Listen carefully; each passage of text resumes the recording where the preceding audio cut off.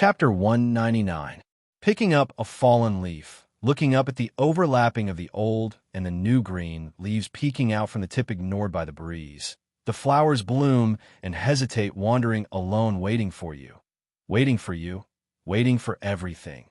Yuan Lin held the microphone and sang a new campus group's classical song, Wing Chun, emotionally. Her voice was clear, and her face was round and moist, giving people a feeling of elegance and gentleness. Singing such a lyrical song with a full mood was very interesting. At the end of the song, there was a warm applause in the room. Yuan Lin threw the microphone away, turned directly to look at Jiang Qin, and asked, "Mr. Fong is coming?" "Yes." Jiang Qin nodded and said, "He's not coming alone. I just heard you say that there's a girl with him?" Yuan Lin asked, very gossipy. "Who?" "He's a teacher. How can there be a girl with him?" I asked him who it is, but he didn't want to tell me. He said that he would see her soon. Jiang Qin waved his fist angrily. "When he comes, I must teach him a lesson." "That's right." Yuan Lin agreed, very seriously. "How dangerous is it to take a girl out to eat supper so late at night? He doesn't know how to be safe." Jiang Qin looked at Yuan Lin and asked doubtfully, "Who are you worried about?" I'm worried about Mr. Fong," said Yuan Lin. "His kung fu is so good. What can the girl do to him?" "Of course. What did he do to the girl?" "You're worried about the wrong person. Okay? Okay. I'm worried about the wrong person." Yuan Lin giggled. She put her arms around Jiang Qin's neck and asked with a smile, "Are you jealous?" "I'm not." Jiang Qin's pretty face suddenly turned pink. "Why should I be jealous? What does he have to do with me? Why should I be jealous for him?" "You're kidding. You still deny it." Yuan Lin pointed at Jiang Qin's face and said, "You're so red. How dare you say you're not jealous? I have a guilty conscience."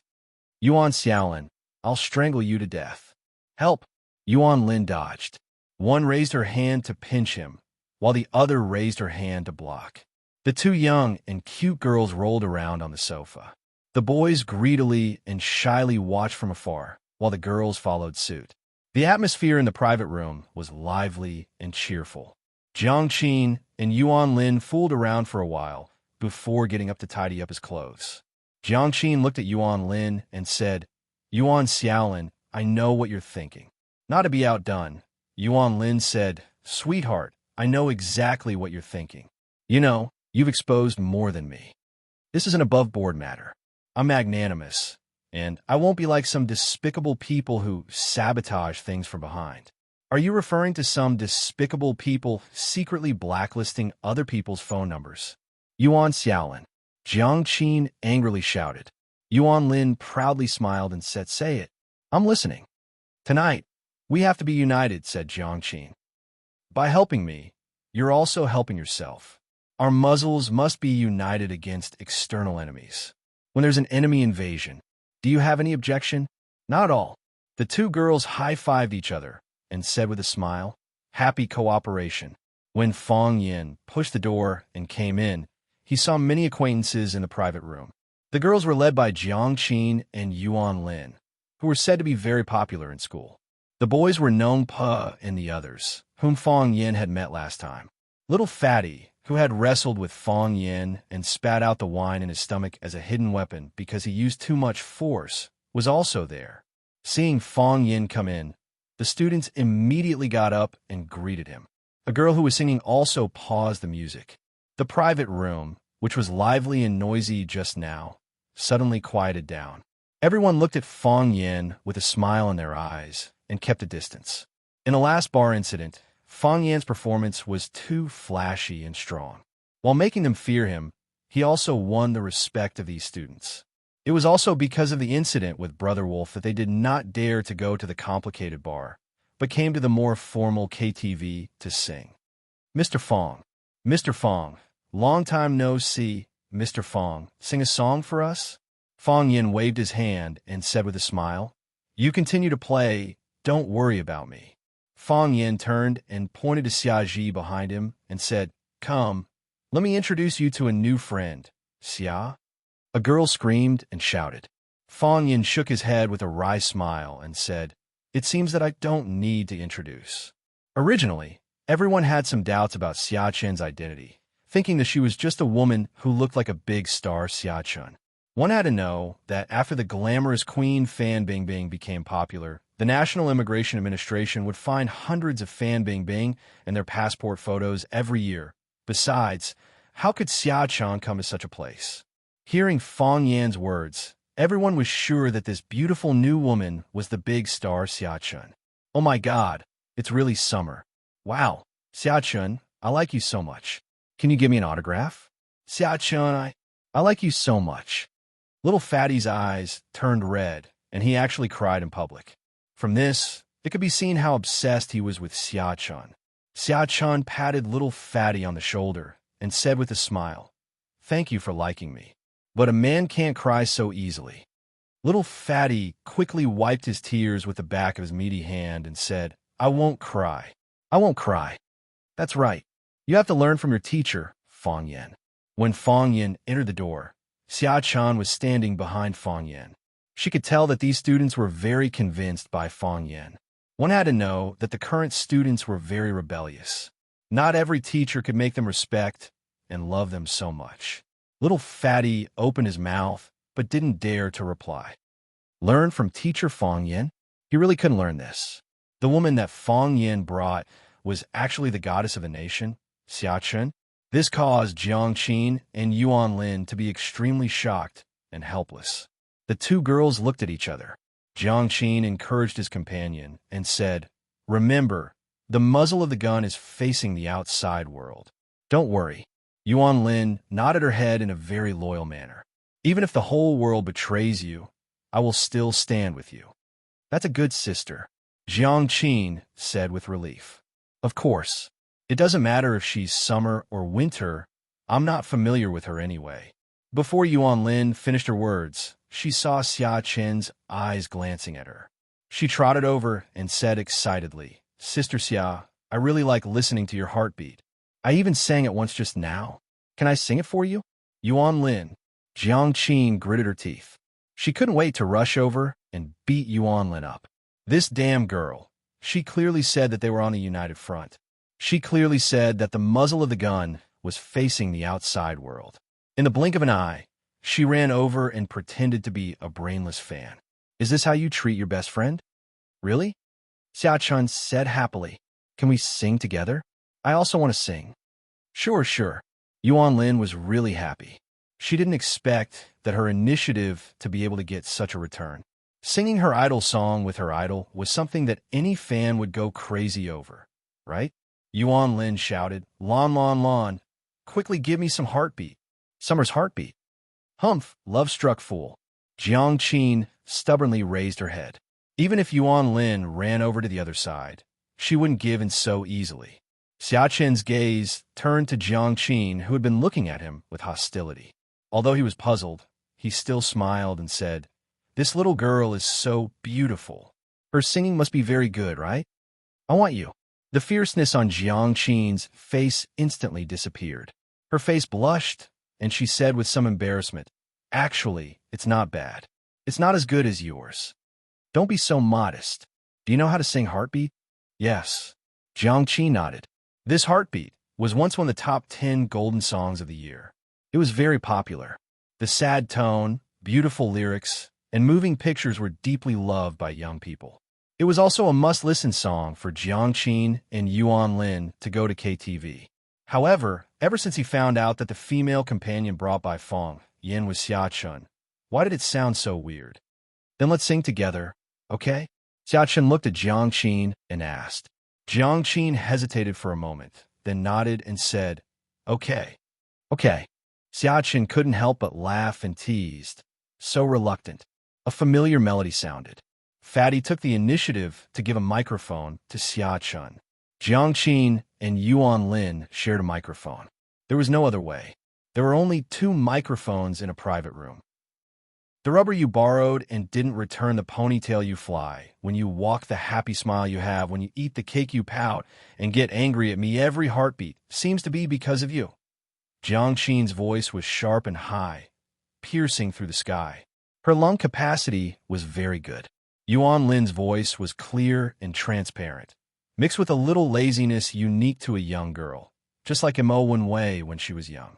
Xia Chun was the original singer of this song, and she was a student of the Academy of Music. She had also gone abroad to study music. Her true voice and fake voice naturally changed, and her breathing was smooth. She had an excellent voice and strong singing skills. The cooperation between the three of them could be said to be perfect. After singing the first part, Xia Chun held the microphone and didn't say anything. He quietly listened as Jiang Qin and Yuan Lin finished singing this song, which was refreshing and soothing in the beginning, but sad and sorrowful in the end. At the end of the song, the applause was like thunder. Xia Chun also applauded. Jiang Qin and Yuan Lin looked at each other. Both of them were a little excited. They could feel that both of them had performed very well today. This should be their best performance of this song. There was nothing they could do. The original singer was sitting next to them. If it didn't sing well, wouldn't they be laughed at? They didn't want to be outdone. Xia Chun looked at Jiang Qin and Yuan Lin and asked with a smile, "Do you like singing?" "I like it." Jiang Qin and Yuan Lin nodded repeatedly. They loved singing too much. They sang when they walked, sang when they drew, and even secretly put headphones in their ears to listen to songs in class that they didn't like. "Then have you ever thought about becoming a real singer?" Xia asked. Chapter 200. A real singer? Everyone stared at Xia Chun, dumbfounded. What did she mean? Did she want Jiang Qin and Xia Chun to become superstars like her? The boys' faces were full of excitement and joy, as if they were about to witness the people around them become influential figures that would attract the attention of the world in the future. The girls went crazy with envy and jealousy. Why did Xia Chun choose Jiang Qin and Yuan Lin? Why didn't she choose us? I'm also very cute, and I sing very well. Just because those two guys had a good relationship with Fang Yan, as a close friend or girlfriend of Fang Yan, Xia Chun treated them differently and took care of them more. This was unfair. Jiang Qin and Yuan Lin looked at each other, and the eyes of the two little girls flickered. Yuan Lin looked at Xia Chun and asked, "Sister Xia Chun, are you saying that we should become singers?" "Yes." Xia Chun nodded seriously.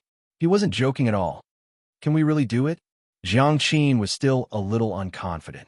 "We all hummed when we had nothing to do, and we don't know any singing skills. There are no skills to learn.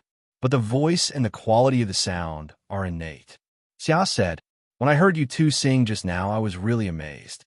Jiang Qin's lung capacity is very good. If you can practice more, I believe that there will be no high notes that will be difficult for you. In time, maybe our country of Huaxia will have another dolphin sound princess that will shock the whole world." Yuan Lin's voice was clear and transparent, like a glass of bubbling lemonade. It was sour and had the lazy feeling of a summer afternoon. This kind of sound was very recognizable. Most importantly, the two of your voices have a kind of, how should I describe it? I think the two of you must have a very good relationship, right? They were clearly two completely different voices, but they actually fused together perfectly, forming a new and intoxicating and influential voice. Xia Chun looked at Fang Yan and said, "I think it's a pity that they don't sing." Fang Yan waved his hand with a smile and said, "It's not a pity if they sing or not. I don't have the right to say anything. I'm their teacher, not their dad." Yuan Lin grabbed Fang Yan's arm and shook it. Then, she said coquettishly, "Dad, please give me your opinion. Should we go karaoke? Do you want to go singing?" Jiang Qin also looked at Fang Yan with a burning gaze, hoping that he could point out a way. Fang Yan gently sighed and said with a serious expression, "I'm not joking with you. This matter is very important. It will determine the direction of your future development and what kind of mark your entire life will leave on this world. You should think about it carefully and listen to your heart. What do you want to do? Then work hard to fight for it. If you want to become a teacher, then start studying hard from now on. If you want to paint, then practice more. If you want to sing, the opportunity is right in front of you. Go back and find a way to convince your parents to agree and fight for your own choice. Even if you fail, you won't have any regrets." Fang Yan smiled bitterly and said, "Having a choice is 100 times happier than being forced to choose." A teacher not only imparted knowledge in the classroom, but also taught students the principles of life outside the classroom. It was related to the lives of two girls. Fong Yin would not easily make a decision for them. However, he would use his life wisdom to tell them how to think and how to choose next. There is an old saying in Huaxia: people leave their names behind, and geese leave their voices behind. Life was short, so people lived a mediocre life. Some people stood at the top of their fields and were dazzling. Some people chose to live a stable and happy life. Some people chose to fight the wind and waves and read thousands of sails. If you chose a different path, there would be different scenery along the way. Jiang Qin and Yuan Lin looked hesitant. It was difficult for them to make up their minds. It was difficult for any girl to refuse the temptation of jumping from an ordinary little girl to a global superstar. After all, it was the big star Xia Xia who invited them. As long as she was willing to support and help them, they would be on the fast track to fame, paying respects to famous teachers, releasing records, holding concerts. The most important thing was that they really liked singing. Jiang Qin looked at Yuan Lin and said with some uncertainty, "I'm a little scared. I heard that the entertainment circle is very dark." "Who dares?" Xia Xia sneered. The word "who dares" was really domineering on her gentle and elegant pretty face. It is an indisputable fact that the entertainment circle hides filth. Some people want to become famous overnight. Some people want to take a shortcut. Some people are insatiable, so they choose to pay. But if you can hold your bottom line, who can force you? Besides, since I invited you to sing, I will naturally keep you safe. Whoever dares to touch a hair of yours, I will make him pay a heavy price. Of course, I don't mean that you must come in. Teacher Fong Yin is right. You must make your own choice. Xia Xia looked at Jiang Qin and Yuan Lin with a smile and said, "If you like singing, then come and sing." "I do," Yuan Lin said firmly. "I like singing." Jiang Qin, who was usually more domineering, couldn't make up his mind now. He looked at Fong Yin and said, "I don't know if my parents will agree. Actually, I'm willing." Xia Xia smiled and said, "I can't help you with that. There are some difficulties that you have to overcome yourself. For example, the problem of communicating with your parents." Fong Yin looked at Xia Xia and asked uncertainly, "They are still so young. Can they really do it?" "Of course not," Xia said. "Do you know the 12 music workshops for women?" Xia asked. "Yes." Fong Yin nodded. It was an orchestra that performed Hua Xia's classical music in the form of pop music. Their works Glory, Lulan Maiden, High Mountains, and Flowing Water, and other works were very classic and were very popular around the world. Fong Yin would sometimes listen to their music when he was practicing Tai Chi. Their music was light and passionate and often gave him a lot of inspiration. This is a very great group. They used pure music to conquer Japan, Korea, Europe, and the United States. They used Hua Xia's classical culture and music elements to the world. What they're doing is also what I want to do. For a long time, it was the celebrities from other countries who came to conquer Hua Xia. Although they were far away on the other side of the world, as long as they released a record or a single, it would spread all over the world. Hollywood movies, European and American music, Japanese anime, Korean idol dramas, and idol groups. Whether we admit it or not, this is a kind of cultural invasion and also a kind of cultural conquest. And they also rely on this kind of cultural victory to bring great influence and profits in Huaxia. They use this to conquer us. What do we use to counterattack them? Can our music counterattack Europe and America? Can our cartoons counterattack the Japanese? Can our idol drama and idol team counterattack Korea? Can our movie be a global hit? Summer, who had always given people a gentle impression, suddenly became sharp. She looked at everyone with a soul-stirring aura. This was ambition. This was spirit. Fong Yin thought in his heart. Once a person had spirit, their temperament would undergo a completely different change. It turned out that the legendary queen of purity and low-profile heavenly queen was not really quiet and low-profile. Her heart was filled with Huaxia's heritage and the struggle for culture. Fong Yin felt that such a woman was worthy of admiration, just as worthy of admiration as himself. Sometimes 1 + 1 doesn't equal 2. It equals 10. In the long run, our cultural situation will be even more difficult. When those great sages who are closer to the core of Huasia's traditional culture, when those knowledgeable scholars and artists who stick to their original hearts grow old and leave, the younger generation who grew up watching One Piece and drinking Coca-Cola, can they bear the responsibility of revitalizing our culture? Can they use our culture to make a name for themselves? Can they use the totem of Hua, Xia's dragon, to conquer the world? If a singer also has an ideal, this is my ideal. So, we have to be prepared in advance. We have to reserve talents for this. I want to add a lot of Huaxia elements to the new album because of this consideration. However, it is far from enough to rely on me alone or a few people. We need a large number of such talents, such musicians, or real artists. Summer looked at Jiang Qin and Yuan Lin and said, "If you refuse, everything I said has nothing to do with you. You read, fall in love, work, get married, and have children. Maybe achieve extraordinary achievements in a certain field. But if you nod, then the two of you, no, the three of us will become a unified whole.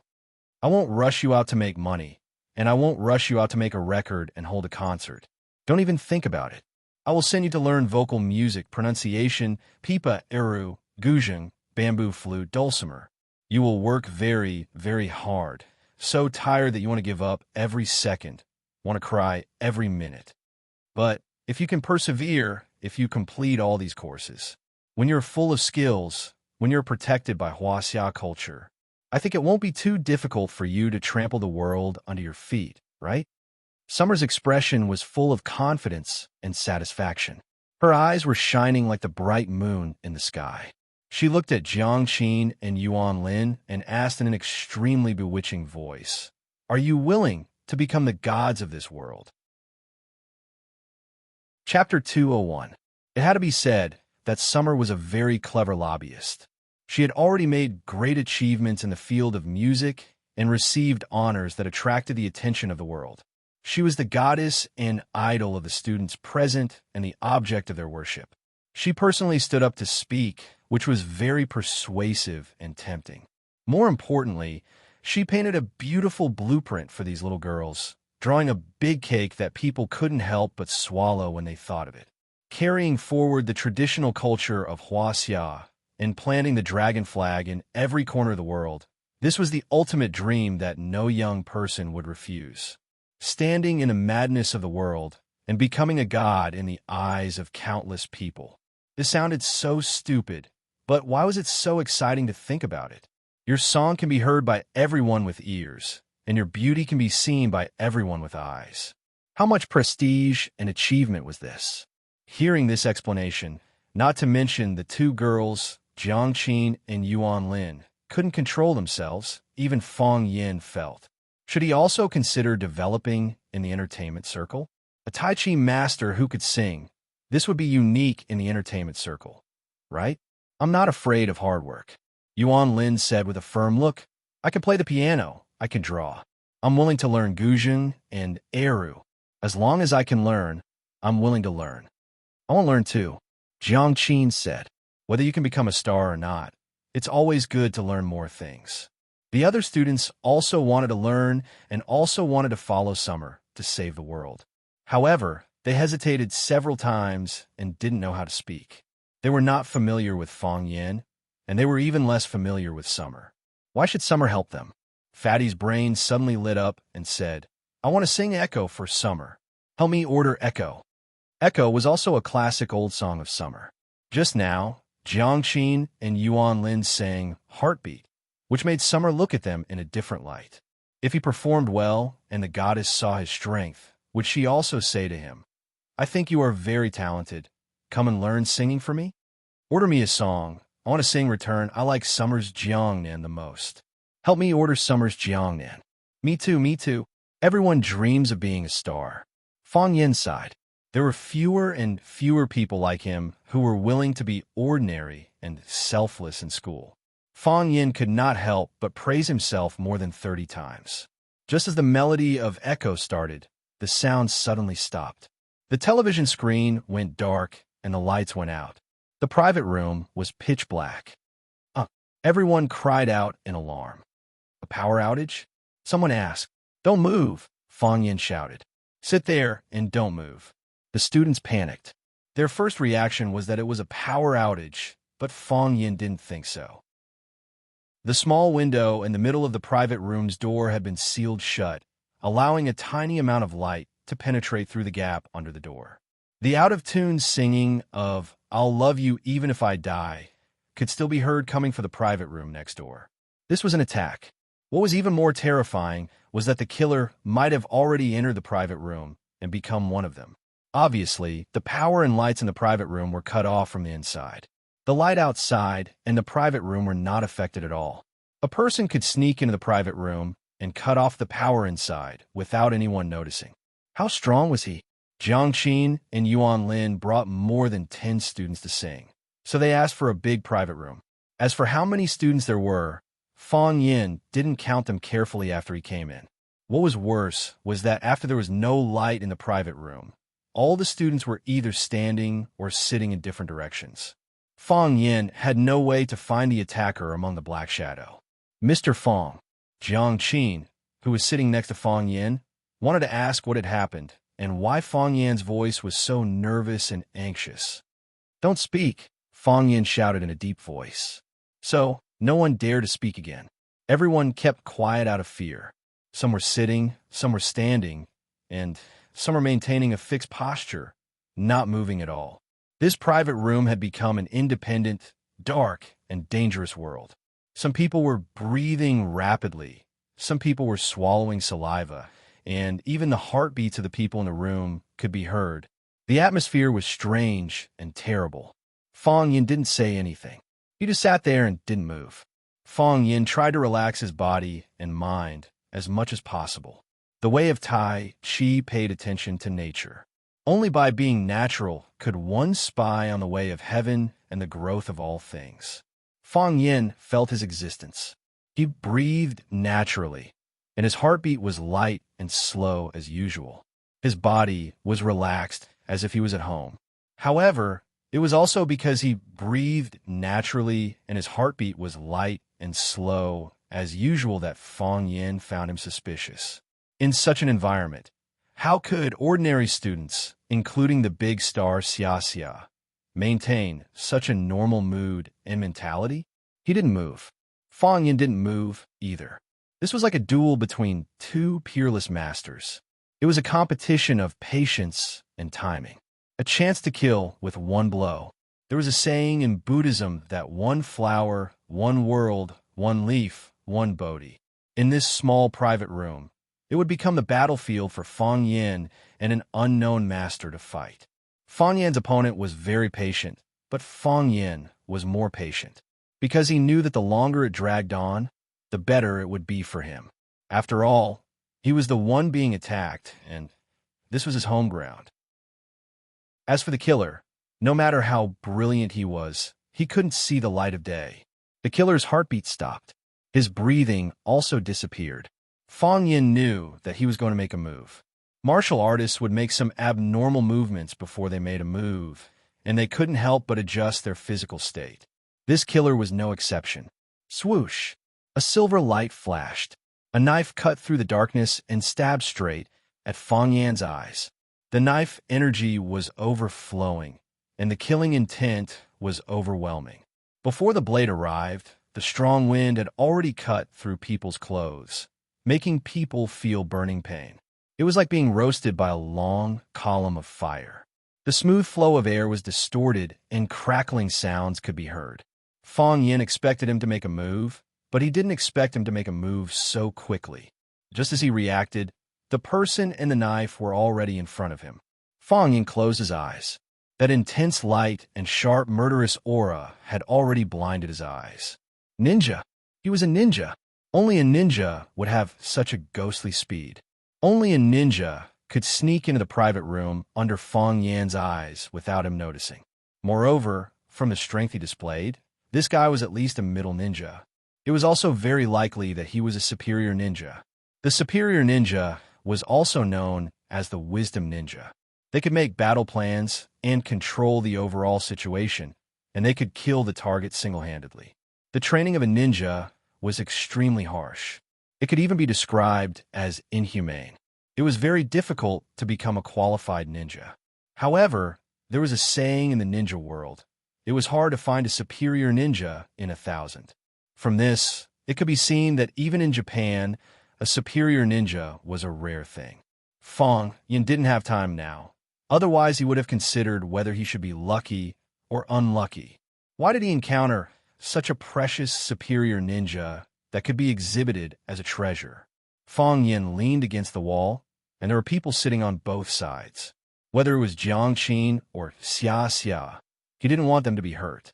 Unable to avoid, he picked up the wine bottle in his hand to block. Cha! It was not a crisp sound, nor did it burst. It was like the sound of a knife cutting chives. The long knife in the ninja's hand lightly cut the thick glass wine bottle in Fong Yan's hand, and without any obstruction continued to cut Fong Yan's neck. The speed was too fast. The wine in the wine bottle that was split into two didn't even have time to flow out. The hair was cut, and iron was cut like mud. Just SOSO. Sure kill. Fong Yan's feet bounced, his body rotated in an arc, and rushed toward the long knife, as if he took the initiative to face the knife with his neck. Whoosh! The knife missed. The long knife slashed on the sofa chair in the KTV box, and with a crisp sound, a deep hole immediately appeared on the sofa. But no one had discovered it yet. Fong Yan's body was lying in the arms of the ninja, and he could feel his cold and fierce breath. He turned his wrist and used heaven and earth upside down, and reached out to hit the major acupuncture points of the ninja's arm holding the knife. As long as one of the acupuncture points was buckled, the ninja's arm would lose the ability to move. Or in other words, instantly paralyzed and disabled. Taking the long knife with bare hands. Whoosh! The ninja withdrew the long knife, and his body retreated and disappeared in the darkness again. Fast. Incredibly fast. Whether it was the killer who made the knife or the counterattack of Fong Yin, there was almost no gap between the two of them. From the beginning to the end of the attack, it was probably less than a second, just a blink of an eye. Until this time, sitting on the left and right sides of Fong Yin, Jiang Qin and Xia Xia felt the dangerous, murderous aura. Jiang Qin's body trembled, and his fists clenched. She wanted to shout, but she couldn't move. She didn't understand what happened, but she knew that the current environment made her feel afraid. Xia Xia's heart was also in her throat. She sat very close to Fong Yin, so she could see the black shadow approaching. Although the killer only used one knife from beginning to end, the white light that appeared out of nowhere still illuminated her eyes. She didn't speak, nor did she move. She completely handed her safety to Fong Yin, because she knew that if she moved, she would die. Whoever moved would die. Fong Yin sat back in his original position, and the ninja retreated to a corner of the box. Everyone kept their previous positions, and they looked around with wide eyes, but they saw nothing. Silence returned to the private room, as if nothing had happened. Chapter 202. Ninjas weren't immortals or ghosts. They were also human beings. Like spies and killers, they were just a more special profession compared to teachers, students, programmers, and advertising planners. Beginner ninjas were genin, and those who knew strategy and assassination were jonins. That was all. As long as they were human beings, they could be killed. Therefore, Fong Yin wasn't afraid. He knew that the ninja's target was him, but he was also worried that if the ninja found that he couldn't kill the target, would he vent his anger on the innocent students in the private room? Fong Yan's worry wasn't superfluous. Just as he was thinking about this, a sharp sword energy slashed toward Jiang Qin, sitting next to him. The private room was like a sealed black box. Only murderous intent could be smelled, but no light could be seen. Obviously, the ninja changed the way of attack or smeared some black material on the blade to make it lose its bright color. The blade and the darkness merged into one, becoming a ghost that harvested lives. Fong Yin closed his eyes and sat on the sofa without moving. The killer chose to attack Jiang Qin, which made him calm down. This didn't mean that he didn't care about Jiang Qin. It was because he knew that the ninja didn't really kill people. If he had wanted to kill these students, He could have chosen to attack the students who were far away from Fang Yin or the children who were sitting next to him. Why would he choose to attack Jiang Qin, who was in close proximity to Fang Yin? He wanted to create chaos and shake Fang Yan's heart. When Fang Yin saved him in a hurry, he was looking for an opportunity to attack Fang Yin. He just wanted to kill Fang Yin. This was also the result that Fang Yin was happy to accept. When masters fought, it wasn't just about the strength of the two sides, but also the ability to judge the situation and the wisdom to fight. Fang Yin didn't intercept the ninja sword. He picked up a bottle of beer in front of him and threw it toward the place where the murderous intent was the strongest. At the same time, his body jumped up and rushed behind the bottle. Crack! The long saber once again cut open the bottle. Then, without any hesitation, he stabbed at Fang Yin, who was behind the bottle. If it hit, Fang Yin would definitely be pierced through by this attack. However, Fang Yin didn't seem to be aware of this danger. He just rushed towards the long black saber in a daze. He was just like an idiot, boorish fool. If one could see it with the naked eye, one would find that Fang Yan's sprinting speed was very fast, like a spirit fox and a cunning rabbit, like thunder rumbling in the 9 continents, lightning flashing for 9,000 li. Moreover, his body seemed to be running in a straight line, but this straight line was just an illusion. With a single step, his silhouette split apart. One was real, and the other was real. It was hard to tell which one was real. Drunken Crane rides the wind. This was one of the Fang clan's Tai Chi footwork. It was derived from the original 3 crazy steps by the famous drunkard in the family when he was drunk. The body split into 3, and the 3 gave birth to millions. It was hard to fathom. Many people suffered a great loss when fighting against it. This was also the reason why no one dared to look down on the old drunkard, even though he was in dire straits. Who knew if this was an alternative cultivation method that he used to isolate his spirit and self-destruct his physique? How could anyone look down on the #1 martial artist in the past? Fang Yin had a close relationship with the old drunkard since he was young. Even after the old drunkard's temperament had changed, he could still talk to him. This was also the reason why he could learn this drunken crane riding the wind. In this world, there were only 3 people who knew this drunken crane riding the wind. It wasn't that people didn't want to learn it, but those who knew it didn't want to teach it. Needless to say, the old drunkard only cared about wine. He didn't care about family affairs.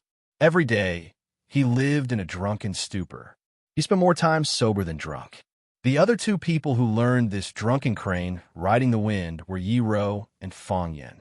Yiro also liked wine, as she could drink a lot without getting drunk. Every time the old drunkard wanted someone to drink with him, Yiro was the most suitable person. The 2 of them got to know each other through drinking.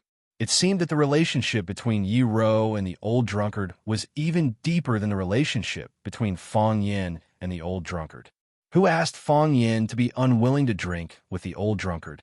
Yiro knew this drunken crane riding the wind, but even if they knew she knew it, who would dare to ask her to learn it? Fang Yin also knew it. He had thought of teaching this footwork to Fang Yingying and Fang Haoen, but the result wasn't ideal. They knew the 3 crazy steps like the back of their hands, and it was effortless for them to move. But when this drunken crane riding the wind was used, they would either fall on the spot or be like a fat pig facing a skinny sheep. They would stumble, and there was no power at all. Drunken crane riding the wind. The crane needed to be drunk first before it could find the feeling of riding the wind. Drunk wasn't really drunk, but intoxicated. It was forgetting, it was muddle-headed, and it was part of nature. So, the ninja slashed at Fang Yin. Missed. So, he retracted his blade at lightning speed. Slashed again. Missed again. So, the 3rd slash. Still missed. So, blade chi filled the air, and killing intent filled the room. But no matter how the ninja slashed and slashed, he couldn't touch Fang Yin's body at all. He couldn't add a leaf, and he couldn't drop a feather. This was the highest realm of Tai Chi, and also the true meaning of drunken crane riding the wind. The blade didn't have blade light, but it had killing intent. Sword chi was also chi, and with chi, there was strength. Fang Yan's body was like a leaf or a feather. Before the blade arrived, the chi was released, and Fang Yan's body had already dodged in advance. If you slapped a balloon with your palm, the balloon would have already flown away before your palm hit it. It was the same principle as drunken crane riding the wind. One move first, one step ahead, taking the initiative and seizing the opportunity. The ninja slashed and retracted his blade extremely quickly. Countless blade chi surrounded his body, making it hard for Fang Yan to advance. But an empty blade hurt the spirit, and it also hurt the strength. It wasn't a solution to keep slashing like this. As a ninja who could appear and disappear unpredictably, he almost misunderstood that he had met someone of the same kind who was more skilled than him. His blade was like a torrential rain, but why couldn't he keep up with Fang Yan's rhythm? Fang Yan's body extended, and he flashed behind the ninja, dodging 37 consecutive slashes, and punched at the ninja's unguarded heart. Boom! A strong wind blew, and Fang Yan clenched his fists so hard that cracking sounds could be heard. This punch was as heavy as a mountain, and when it attacked, it was like a huge meteorite pressing down on the ninja's chest. The ninja turned around and spun 360 degrees to attack. Fang Yan didn't dodge, and his fist of flesh and blood destroyed heaven and earth. The ninja also didn't dodge, and the blade of his long blade cut through the air, destroying everything. Fang Yan's fist sped up again. The fist was shorter than the blade, but it arrived before the blade. As long as his fist hit the ninja's body, penetrating his body, smashing his chest, and sending his body flying, the ninja's blade probably wouldn't be able to hit him. Whoosh! A gust of wind blew past. The fist missed. The blade disappeared. The person also disappeared. A shadow flashed at the door, and the room was quiet again. In this narrow space, the two of them fought fiercely, but they didn't hurt the students at all. In their eyes, this mustard seed space was as majestic as Mount Meru, and they couldn't see the end of it. The door of the room was pushed open, and a waitress in uniform stood at the door and asked, "What are you doing in this room? Why don't you turn on the lights?" The light from outside shone in, and everyone in the room felt like they had seen the light of day again. The heavy stuffiness in his chest disappeared, and so did the fear that made him feel like he was about to go crazy. They didn't know what had happened, but they knew it must have been something bad. It was like a ghost, a real ghost, mingling with them. They couldn't identify it, and they couldn't escape, so they could only stay in the room with the ghost. "Turn on the lights," Fang Yan explained. "We're playing a little game. Clap, clap, clap." Before Fang Yan finished explaining, the waitress had taken the initiative to turn on all the lights in the room. She stared at Fang Yan and the students in the room with unkind eyes.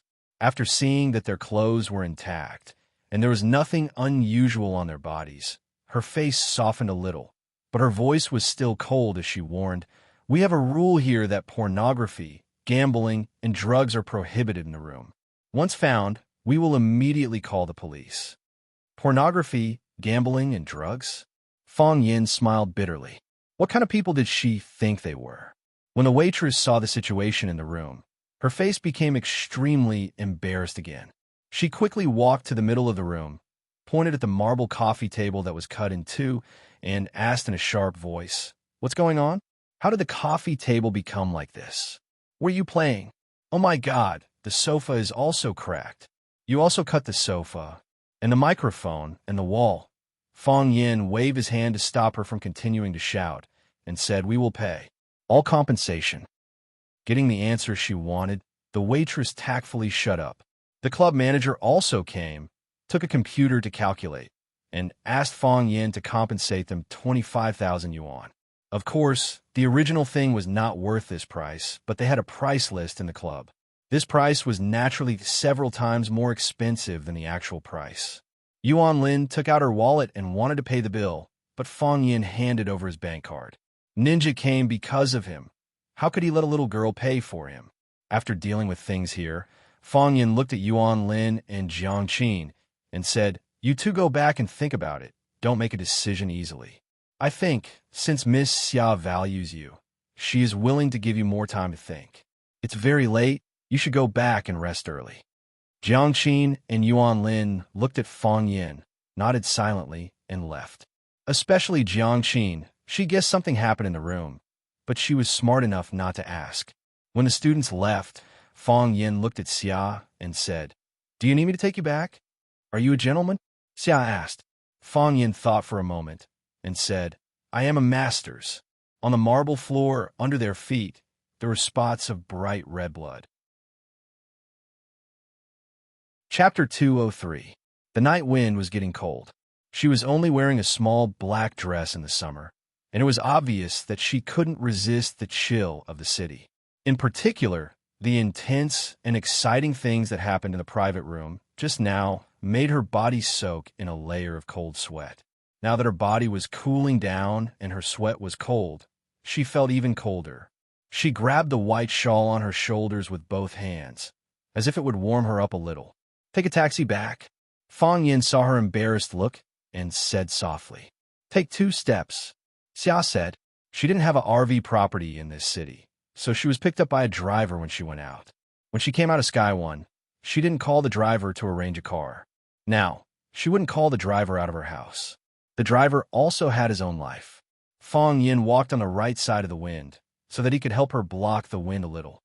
He said, "I also thought of taking off my coat and giving it to you, but I'm afraid that you'll refuse and make me feel awkward." "You haven't tried. How do you know I'll refuse?" Xia asked. Fang Yin looked at Xia Ji from the side and saw a pair of bright and gentle, beautiful eyes. This girl's eyes are so beautiful. After thinking about it, Fang Yin found a problem. In fact, most beautiful women had beautiful eyes. Qin Yitian, Jiang Qin, Yuan Lin, and even Lu Chaoge. The eyes were the window to the human heart. If a person's eyes were ugly, then no matter how exquisite the woman's facial features were, she could only be called a beauty with personality. Thus, Fang Yin took off her black coat. Xia Ji didn't hold back and naturally took it and draped it over her shoulders. "I feel much better," Xia Ji said with a smile. "I often take the coat from the boy when I'm acting. This is the first time something like this has happened in real life." "Is this also acting?" Fang Yin asked. Xia Ji frowned slightly as he looked at Fang Yin and said, "Fang Yin, I found that you are very aggressive." Fang Yin smiled bitterly and shook her head. "It's probably because I'm not in a good mood. Can you tell me now? Who is he?" Xia asked as he looked at Fang Yin with a burning gaze. "I don't know," Fang Yin said. He knew Summer would ask this question. He could send away Jiang Qin and Yuan Lin. He could send away those students, but it wasn't that easy to deal with Xia Chun. "You don't know either?" Xia Keek's pretty eyebrows furrowed again. "Although his goal is to attack you, he's also trying to hurt me while attacking you. Do you need help?" Fang Yin glanced at Xia Ji and said, "Yes. I don't need it either." I need you to help me find him." "I don't need you to do anything," Fang Yin said. "He's very strong.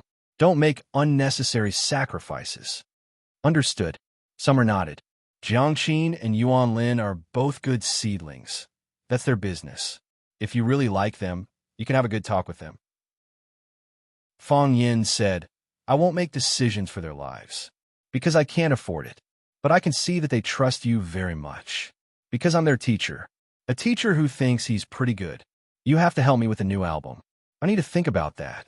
Xia Chan was a little anxious and said, "Fang Yin, you're really making me suffer like this. I can find other Tai Chi experts. I can find a replacement. However, I clearly know that there's a better choice, and I clearly know that you're the most suitable. After seeing you play Tai Chi, how can I choose someone else?" Fang Yin thought for a moment and said, "It's quite difficult. If you don't show up, I'll feel that my work isn't the most perfect. It's the same feeling before the preparation, and it's the same feeling after the work comes out. Even if I think about it many years later, it might still feel like this. I'm a Virgo, and the thing I'm most afraid of is imperfection and regret in life. Promise me you can make any conditions, okay?" "Okay," Fang Yin said. "What conditions?" "Conditions are conditions. I can make any conditions," Fang Yin said. Before the ninja entered the house, Xiaoqin's words really touched Fang Yin a lot. He talked about calligraphy, tea ceremony, guoxue, tradition, and education. In fact, it was also to instill the profound culture of huaxia to the students, so that these students could pass it on from generation to generation and carry it forward. Xia was a star. She sang and acted, but she was also doing the same thing as Feng Yan. Moreover, her influence was far greater than that of Feng Yan. You agreed? Xia asked in surprise. Sort of, Feng Yan said. It's just a scene. I don't think too many people will pay attention to it. This way, I'll solve my problem of becoming famous. Feng Yan, thank you. Thank you very, very much, Xia said with a smile. She waved her hand, and a taxi stopped beside her. Xiaji opened the door and got in. When Feng Yan wanted to follow, the door of the taxi closed with a bang. Don't you need me to send you back? Feng Yan asked with a smile. I'm not that delicate, Xiaji said with a smile. Go back and rest. There's no need to make another trip. Xia waved at Feng Yan, and the taxi drove away. Feng Yan smiled and walked in the opposite direction. Under the moonlight and the cold wind, a boy with a cold expression was practicing his swordsmanship. In the courtyard, there was an ancient locust tree. The boy stabbed his sword at the tree with the thick trunk. Pa, pa, pa. One sword after another. Qinya Haowu had already stabbed out 1,226 times. The same posture, the same angle, and even the same strength. Every night, he would stab 3,000 times. This was the request of his father, the Qinya Ministry of War. The world found it strange. The Qinya family was famous for their saber, and Qinya Zhou had used the Beichen One blade to bring the Japanese saber technique to a height that the world paid attention to. However, his descendant, the Qinya Ministry of War, was good at using the sword. Everyone felt that there was something wrong with this person's head. If he didn't inherit such a good saber technique, why did he enter a field that he wasn't good at? While everyone was in doubt, the Qinya Ministry of War traveled to the 17 islands of the East Ocean with his sword, challenging the Yi-Dong Sword House, the Kaga Shadowless Sword, and the Itamoto Berserker sect. 3 battles, 3 victories, and 1 fell swoop to take the crown of the #1 swordsman in Japan. One had to know that the Yi-Dong Sword House's master, Yi-Dong Jun, was previously recognized as the #1 swordsman in Japan. The Qinya Ministry of War had defeated him, so he naturally inherited this title. From then on, all doubts disappeared. However, there were still many people who felt strange. Why? He used a sword? The saber depends on the strength. The sword is heavy and exquisite. The Qinya Ministry of War stood behind his son and watched. He carefully watched every thrust of Qinya Haomu's sword. Qinya Haomu thrust 1,226 times, and he also watched 1,226 times. Not a single strike was missed, as if each strike was an exquisite sword technique. Dressed in a white robe, his long hair was loose, and he stood ramrod straight. The gentle moonlight shone on his face, making his pale complexion look even whiter. There was a kind of divine light in his narrow eyes that made it hard for people to look up at him. Exquisite is born, but it also depends on hard training. 3,000 strikes a day, the same angle, the same speed, and the same strength. After 81 days, this move will become a part of your body. You don't have to think, and you don't have time to think. You just use this sword when you strike. Then I only know this one sword? Isn't one sword enough? The Qinya Ministry of War said with a smile. What kind of neck needs 2 slashes to break? Huaxia has Taoism, and Taoists pay attention to the life of all things. However, the true great way of nature is that all things return to one. Wulong can see 18 changes in every strike you make, and Qingyin can see 49 changes. I can see 3,910.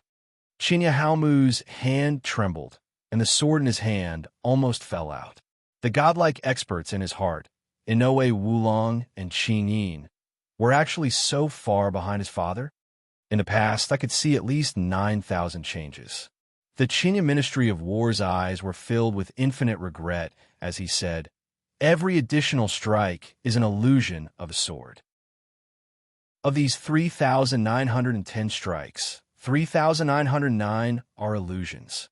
When all these illusions disappear, the supreme sword path can be achieved. Qin quickly gathered his thoughts, raised his sword again, and thrust forward. He said, "Father, do you mean that the more Wulong and Qing Yin can see, the better, and the less you need to see, the better?" "No, the less they need to see, the better. It's best if they can only see one strike, the original one." Then father, Qin felt a little dizzy. It would have been fine if his father hadn't taught him. But why did he become more and more confused about what the essence of sword path was? All things in life, all things have not been born. So how can all things return to one? "I understand," Qin said seriously. "A sword is a sword. It's the sword that you thrust out. It's the sword that kills. It's the sword of law. It's 1,000 changes, 1,000 miracles, but the essence won't change." The Qin Ministry of War's voice was fascinated, and he said, "This is why I came to Huaxia." "Father, why did you come to Huaxia?" Qin asked curiously. Wasn't his father here to avenge him? He wanted to beat up that little teacher named Fang Yin, and it would be best if he could cut his neck with a sword. If it wasn't for this reason, why would he immediately make the decision to move his family to China after he returned from a crushing defeat? To practice the sword. The Qin Ministry of War spat out these two words clearly. Chapter 204. To some, there was no end to being despicable. To some, there was no end to swordsmanship. Chiba Hayaburo was the best swordsman in Japan. He was an expert that others could only look up to. However, he still had his own pursuits and goals. He was learning swordsmanship now. One day, he would be able to attain supreme swordsmanship. This was his life, the meaning of living. Chiba Haomu stopped his sword and turned to look at Chiba Hayaburo. His eyes were filled with admiration and doubt. "Father, why did you come to Huaxia to practice your swordsmanship?" A girl's voice came from behind. Chiba Kaori had just taken a shower. She was wearing a traditional Japanese kimono decorated with cherry blossoms.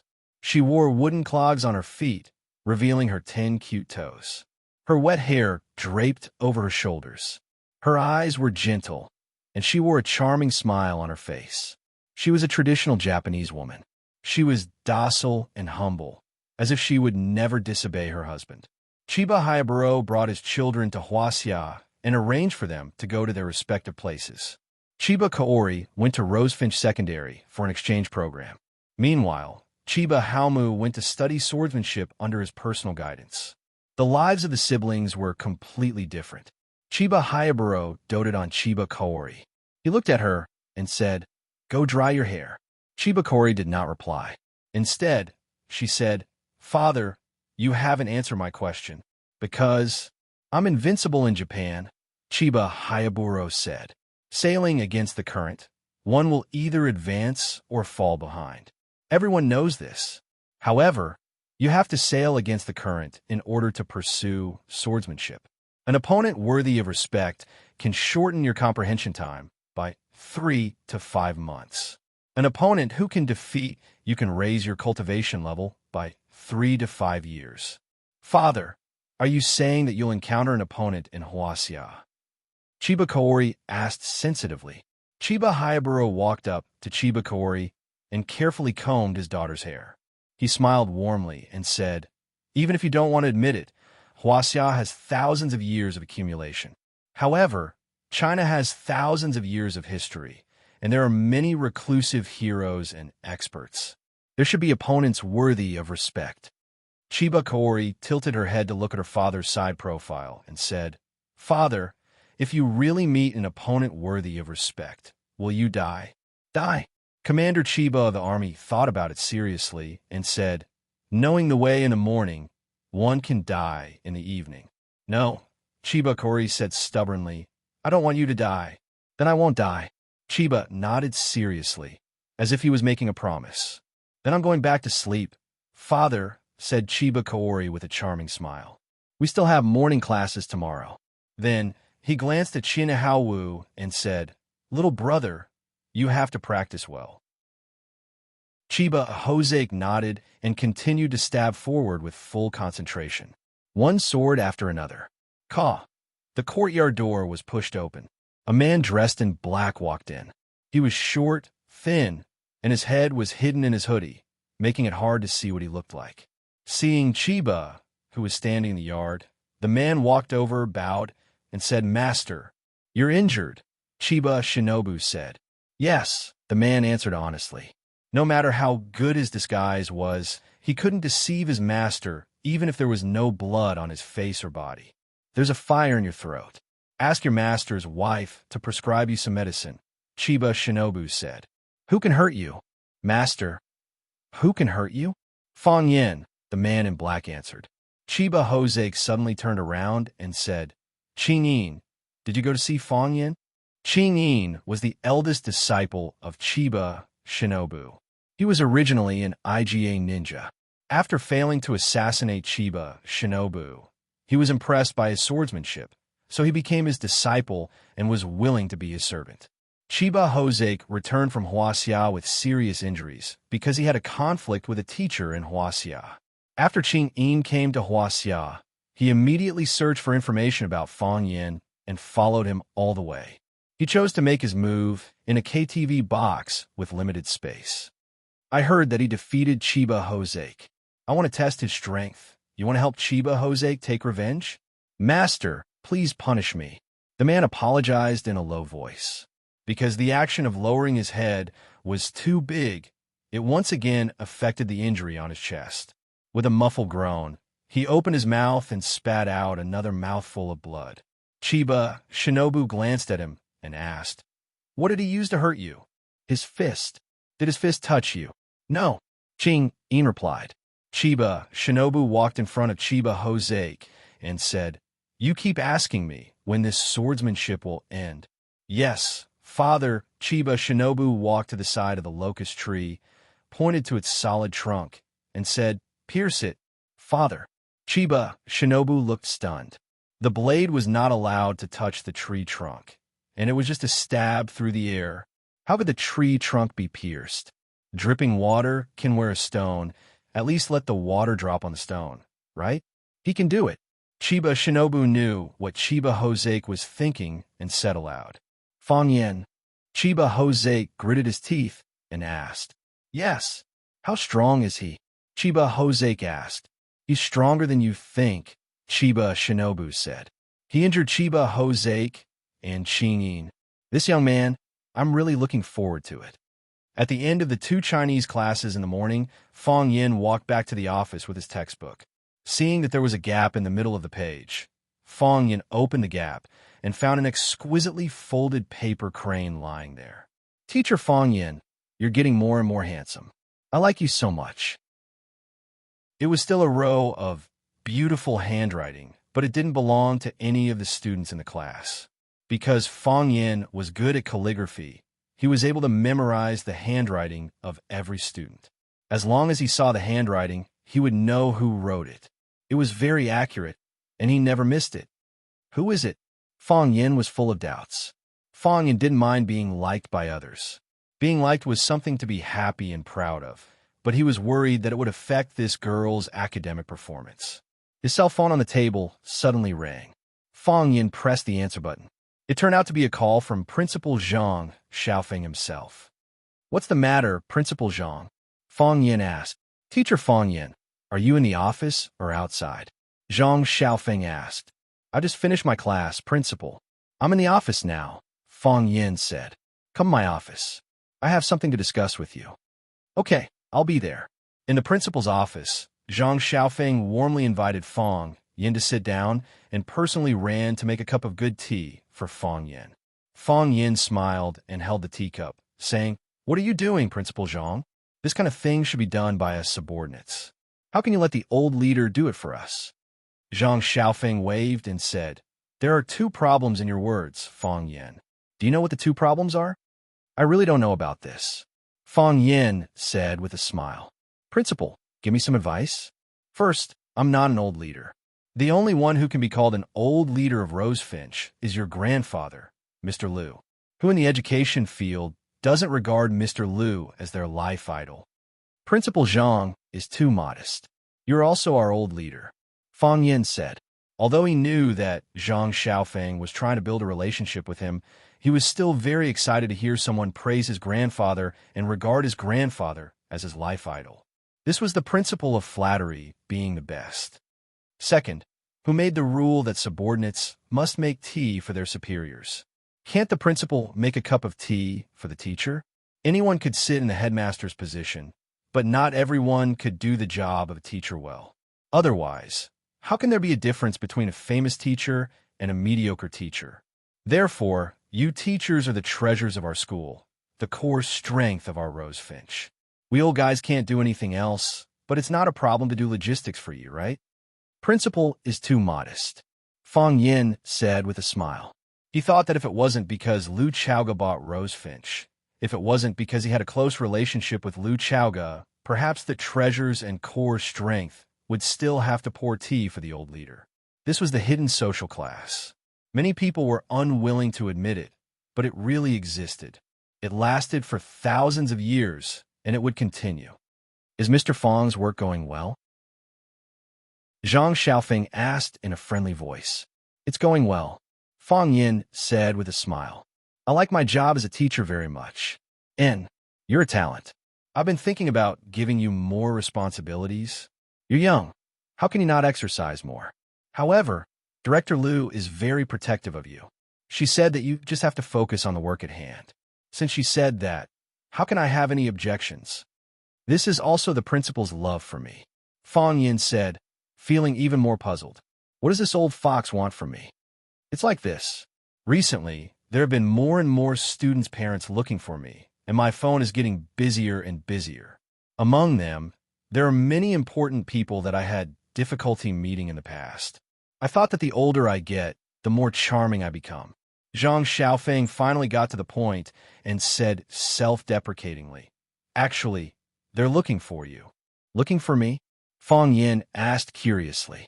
What a pitiful world of parents. Whether they're high-ranking officials or rich people, no matter what their parents' identities or how much wealth they have, in their hearts, their children's education is still the most important. They're looking for me for a common purpose, and that is to transfer their children to your Class 9. Fang Yin didn't say anything, not because he was speechless, but because he was secretly happy. He felt that he had become a celebrity in Huaqing's education circle. In another 2 years, he should be about the same age as his grandfather, right? It's obviously impossible to transfer all of them to Class 9, Zhang Xiaofeng said. Those with money and power can be transferred, but those without money and power can't be transferred. We can't do that. Yes, Fang Yin nodded firmly. We can't do that. We have to be fair and just. If we plant the seeds of unfairness and unfairness in the hearts of the students on this matter, when the students enter society in the future, this seed may also take root and germinate and bear the consequences.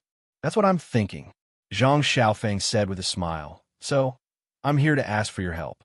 What can I do? Fang Yin asked. Have a big class, Zhang Xiaofeng said. Give all the first-year students a language class. Chapter 205. A big class for the entire first year. Fang Yin asked in surprise. He was no stranger to the big class model. Moreover, this kind of teaching method was very common in universities. Find a large lecture hall and gather the students of several classes of the same grade together for a unified teaching. Save the professor's time and manpower costs. However, Rosefinch was a high school, not a university. Fang Yin was very clear about what a big class in a university was like. Free, unorganized, and the sign-in rate was extremely high, but the actual number of people was very small. Very few students were studying seriously. University paid more attention to cultivating students' self-discipline and divergent thinking. For example, whether to wake up at 10 o'clock or 11 o'clock in the morning, or whether to eat braised eggplant or casserole rice noodles for lunch, or whether to paste a note on the face of the two idiots from the next dormitory after winning landlord, or to make them shout XX, I love you at the opposite dormitory building. Most of the XX were not good-looking internet celebrities. If the big class model was started in high school in advance, and the students were suddenly released from a high-pressure state, would they still be able to focus on studying seriously? Yes. Zhang Xiaofeng nodded seriously. First, your Fang's teaching method has already shown initial results in Class 9, and even Class 1 has been surpassed by you. If you want to promote it to the whole school, the big class model is a very good choice. Just treat it as an early test. Second, we can completely kill the idea of the students' parents frequently moving around and the students' unstable minds wanting to jump from other classes to Class 9. The big class model treats everyone equally. What's it a jump from? If I give a big class to the entire grade, what about the other language teachers in the first year's Chinese team? Fang Yin asked aloud. Obviously, this was a job that would offend people. If Fang Yin gave a big class to all the first-year students, how could the other language teachers endure it? There are still the language teachers of each class. You have 4 big classes a week, and the rest of the time, the language teachers of each class will lead the students to study. There's not much change from before. It's like writing a novel. You make the outline of the story, and they lead the students to write according to the outline. I think the students might not be used to this kind of learning style. Mr. Fang, when you brought Class 9 students to the Bird River to learn poetry, all of us, with the exception of Chairman Liu Chaoga, felt that the students weren't used to that kind of learning method. Your actions were nonsense. However, it turns out that our horizons are still too shallow. You've succeeded. You've proven your worth. Zhang Xiaofeng, the old fox, was very persistent. Principal, our school doesn't have a classroom that can accommodate 400 to 500 people. Fang Yin said. There were 11 classes in the first grade, and if each class had 40 students, there would be at least 400 to 500 students. Although the Vermilion Bird High School was very wealthy, they had never thought of preparing a few lecture halls for the use of large classes. I've already thought about this question. We have a school auditorium that can accommodate more than 200 people. Divide the 11 classes of students into 2 halves and lead half of the students to each class. Principal, is this really appropriate? Fang Yin asked uncertainly. Zhang Xiaofeng looked at Fang Yin with a determined gaze and said, Teacher Fang Yin, what are you worried about? If I'm not worried, what are you worried about? Whether it's appropriate or not, won't you know after you try? I believe you can succeed. Moreover, if you succeed, you'll become the #1 person in the entire flower world. If the results aren't obvious, we can just cancel the classes. There won't be too much of a loss. Am I right? Where are the classes scheduled? Fang Yin asked. Oh, I've already prepared them for you. The 4 classes are scheduled on Monday and Friday during the night's self-study period. After all, we can't delay the regular classes in the day. Principal.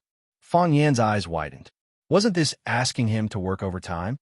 You just said that Chairman Liu hopes that I just do my job well. I can't arrange too many tasks. Yes, that's what I said. However, Director Liu also told me to actively cooperate with you in promoting the Fang family's teaching method. You see, Director Liu is really biased towards you. She didn't call this teaching method the Rosefinch teaching method, but she gave all the credit to you. Teacher Fang Yin, shouldn't you do more work to repay Chairman Liu's love for you? Zhang Xiaofeng took a sip of tea and said with a smile, Mr. Fang, we'll give you a suitable tuition fee. Principal Zhang, I'm not a teacher for money. I simply like to be with students. The warm afternoon sun and the wind blew through the rows of thick white poplars.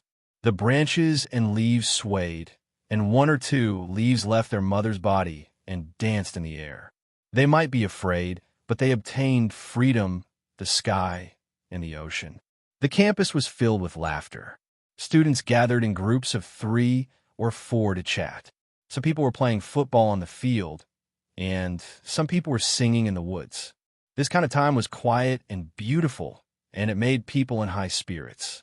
This kind of life will soon not belong to us. Jiang Qin sighed. There was regret and reluctance on his face. But we will have a more exciting life. Yuan Lin said, everyone will leave, but we will leave early. Have you thought about it? We are number 26 middle school, and our studies are not the best in the school. To be frank, we don't like to study at all.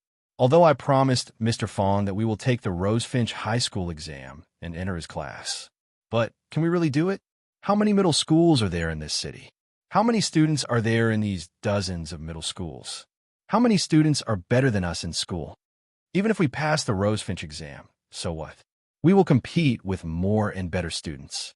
We will study Chinese, mathematics, history, English, and we will study courses we don't like and may not need at all. After graduating from high school, we will enter the university. What will we do after graduation? Have you thought about it? What are you going to do after graduation? Jiang Qin looked at Yuan Lin in surprise and said, Yuan Xiaolin, aren't you thinking too far away? It is very far away.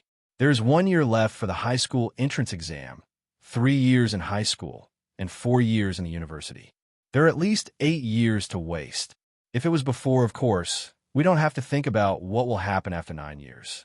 We can go to class, skip classes, go shopping, or sing songs as before. How good is it? But now, there's a great opportunity in front of us, and we have to think about it. I like singing, and so do you. We will learn vocal music to learn the zither, flute, yangqin. Do you remember? Last time when we walked to the entrance of the Fu Hao building, you saw a yangqin teacher recruiting students. You said you want to learn, but the fees are too high. If Xia Tian is willing to help, we will become the best talents in this field. Isn't that good? Why can't we seize this opportunity? Jiang Qin looked at Yuan Lin and said, I have always felt strange. Your family is so good. Why do you want to be a star? Even if I can't read Rosefinch, you can find a way to get in. Even if I can't find a job after graduation, you don't have to worry about such a problem. Why do you want to be a star? Because I want to be a different person, Yuan Lin said with a smile. My father is a businessman, and my mother is also a businessman. So, I want to be a different person from them. He was different from many other people in this world. When Americans mention Huaxia Kung Fu, they will think of Bruce Lee. When they mention the zither, they will think of Yuan Lin. Isn't this something to be proud of and worth sacrificing for? Jiang Qin laughed and said, It seems that you have made up your mind. I just don't know if you can convince your parents. Definitely, Yuan Lin said firmly. At this moment, someone shouted, Be careful. Pa! A football flew over and hit Jiang Qin's chest. Jiang Qin cried out in pain and retreated. He was almost knocked to the ground by the football. A boy quickly ran over and looked at Jiang Qin in panic. He said, Classmate, are you okay? Classmate, did I hurt you? Jiang Qin covered his chest and couldn't speak. Yuan Lin stood up for a friend and shouted, Hey, how do you play football? The goal is so big, and you deliberately kicked it. Are you crazy? I'm sorry. The boy apologized desperately. I didn't mean to. I really didn't mean to. I'll take her to the infirmary. Yuan Lin looked at Jiang Qin and said, Do you want to go and have a look? Jiang Qin shook his head and said, No need. The boy was anxious and said, Classmate, you'd better go and have a look. What if she's hurt somewhere? I'll accompany you to have a look. No need. Jiang Qin glanced at the boy and said, Then I'll write down your phone number. Give me your number. I'll keep in touch with you at any time. If there's any problem, I'll come immediately. Is that okay? The boy looked at Jiang Qin with anticipation. Jiang Qin and Yuan Lin were extremely sensitive and looked up at the boy at the same time. The boy was very delicate with thin cheeks and long eyelashes. He was clean and gentle with the shyness that a student should have on his face. He wore a snow-white shirt, black pants, and a pair of white Converse canvas shoes on his feet. Seeing the two girls' scrutinizing eyes, the boy's face suddenly turned red. I just want, sorry. Jiang Qin interrupted him and said, There's really no need. The boy's face was gloomy. He nodded and said, I'm sorry. Before finishing his words, he turned and ran away quickly. Kyle Yin from Class 7. He likes you, Yuan Lin said. Jiang Qin looked up at the clouds in the sky and sighed softly in his heart. You're wearing the white shirt that I like, but I can only say sorry. Chapter 206. Ever since Zheng Guodong left Rosefinch, Fang Yan's life had been much better. Lu Chaoga's acquisition of Rosefinch Secondary was no secret among the school's higher-ups and teachers. The scandal between Fang Yan and Lu Chaoga was even more widely spread by busybodies. I saw it with my own eyes. The two of them kissed in the field. Come. I'll give you an idiom. A young teacher flirting with a female leader. What's the mystery? That's right, reaching the sky in a single bound. This kind of gigolo is really useless. I won't sell my body and personality. Teacher Zhao, do you have a body and personality to sell? I think Mr. Fong is very good. He's young, handsome, and knows Tai Chi. Look at what Teacher Fong Yin has brought Class 9 to. His language scores have surpassed Class 1. Can an ordinary person do that? When Chun Dahai walked into the office, he heard his colleagues talking about Fong Yan's various scandals. He said this angrily. Team leader Chun. Teacher Zhao Mingliang of the first-year mathematics team looked at Chun Dahai with confusion. Didn't their team leader Chun hate Fong Yan? Even if he couldn't do anything to Fong Yan on the surface, it shouldn't be a problem to say a few bad things behind his back, right? Chun Dahai looked at Zhao Mingliang angrily and said, let's not talk about the fact that the scandal between Mr. Fong and Director Liu is groundless. Even if it's true, one of them is unmarried and the other is unmarried. Why can't they be in a relationship? They are teachers. It's not like they haven't reached the legal age yet. Yes, team leader Chun is right. Zhao Mingliang apologized again and again. Chun Dahai looked around the office and said, when teacher Fong Yin first came, I had some misunderstandings about him. That was because I saw that he was too young. I was worried that his ability wasn't enough and would delay the student's studies. Now Mr. Fong has proven his ability with his results. What else do we have to worry about? Therefore, I am very respectful towards teachers with genuine talent. I hope everyone can respect teacher Fong Yin. Yes, leader Chun. I also think that teacher Fong Yin is not bad. That's a talent. Who would have thought that Class 9 would be able to surpass Class 1? I can't believe it. Chun Dahai was satisfied when he saw that everyone had changed their attitude. He said, go back to your own business. I still have things to do. Chun Dahai walked to Li Mingqiang's office door, knocked on the door, and asked, is Director Li here? Li Mingqiang opened the office door and smilingly said, old Chun, you still want to play this trick with me? If there was anything, he could just push open the door and come in. Was there even a need to knock? Come, sit down and have some tea. Friendship is friendship. I can't let others think that I, Chun Dahai, have no respect, right? Chun Dahai said with a smile. I know Director Li is good tea here, so I came over for a cup of tea. After making a cup of tea for Chun Dahai, Li Mingqiang said with a smile, old Chun, if there's anything, just say it. How many years have we known each other? Chun Dahai sighed and said, old Li, to tell you the truth. Recently, I've been feeling uneasy in my heart. What made you feel uneasy? Li Mingqiang asked. You also know that when Director Zheng was here, we were close to him. We followed his lead in many things. It was precisely because of this that I and teacher Fong Yin didn't get along very well. The two of us quarreled a lot.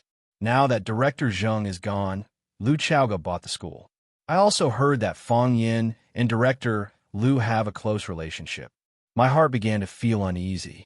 You say, I treated him like that and tried to drive him away several times. How could Fong Yin not bear a grudge against me? I don't think Mr. Fong is the kind of person who hold a grudge. Li Mingqiang said with a smile. Don't judge Mr. Fong by his age, but his heart is not small. He's a young man that I've rarely seen in my life. He's a hero among men. Chun Dahai smiled bitterly in his heart. When he had a conflict with Fong Yin, you said that this kid was too young and impetuous to become a great person. Now, he's a hero among men with a big heart. Director Li, I want to ask you for a favor. Chun Dahai said the purpose of this trip. Old Chun, what can I help with? Don't hesitate to ask. Li Ziqiang said straightforwardly. I want to invite Mr. Fong for a meal. Can Director Li help mediate in the middle? Chun Dahai said with a smile. If I invite him, he definitely won't give me face. But if Director Li invites him, the effect will be different. Li Mingqiang thought about it and said, okay, I'll call Mr. Fong. I can't guarantee whether it will work or not. Thank you, Director Li. Chun Dahai said gratefully. It's good to be an old friend. He can help you at the critical moment. Why do you say this? Li Mingqiang pointed to the door and said, Deputy Director Zhu Jian seems to be in the office. Do you have nothing to do and talk to him? Chun Dahai understood and said, okay. Then I'll go talk to Director Zhu. I won't bother Director Li. Li Mingxiang waved and said, I'll call you when I get the confirmation.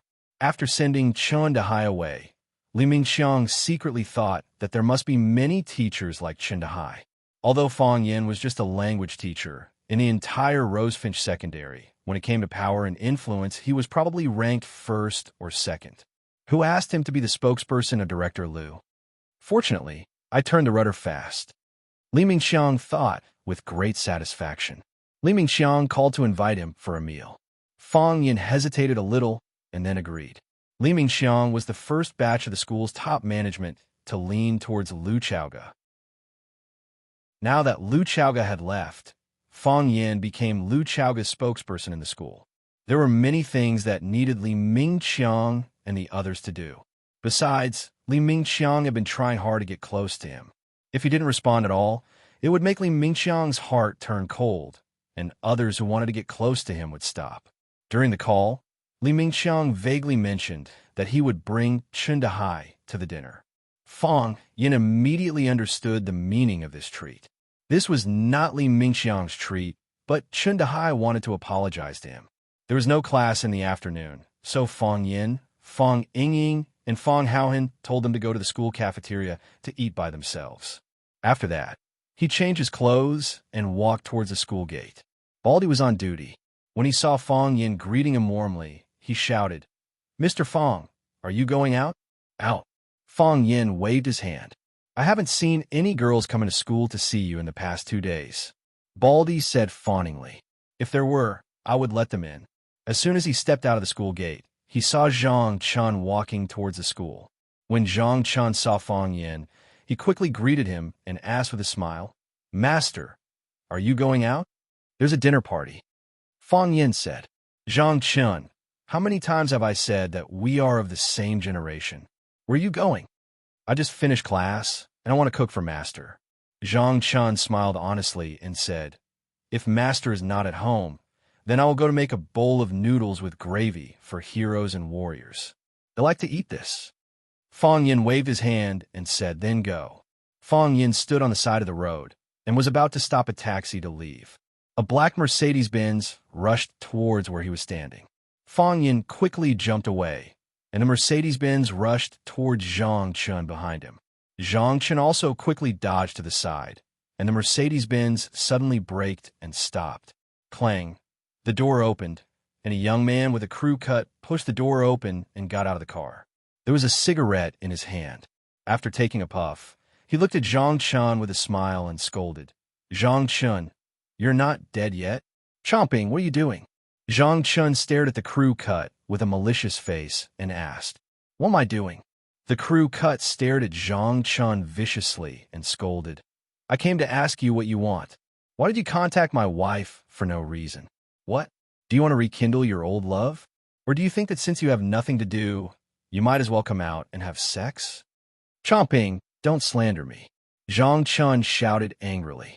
I slander you? The crew cut was also angry. He took out a stack of paper from his pocket and threw it over. He said angrily, I even found out your call records. Do you dare to say that the number ending with 7,878 is not yours, you bastard? We are not what you think. Zhang Chen's momentum was reduced. Not what I think. The crew cut sneered. He turned around and ran to the side of the car, opened the back door, and dragged out a woman from inside. He said, So what if it is not what I think? This bitch has admitted that she is in contact with you. Do you still want to deny it? Zhang Chun, you dare to make me a cuckold. Do you believe that I will kill you? The woman was tall and sweet, but her eyes were purple and red, and there were many bruises on her face.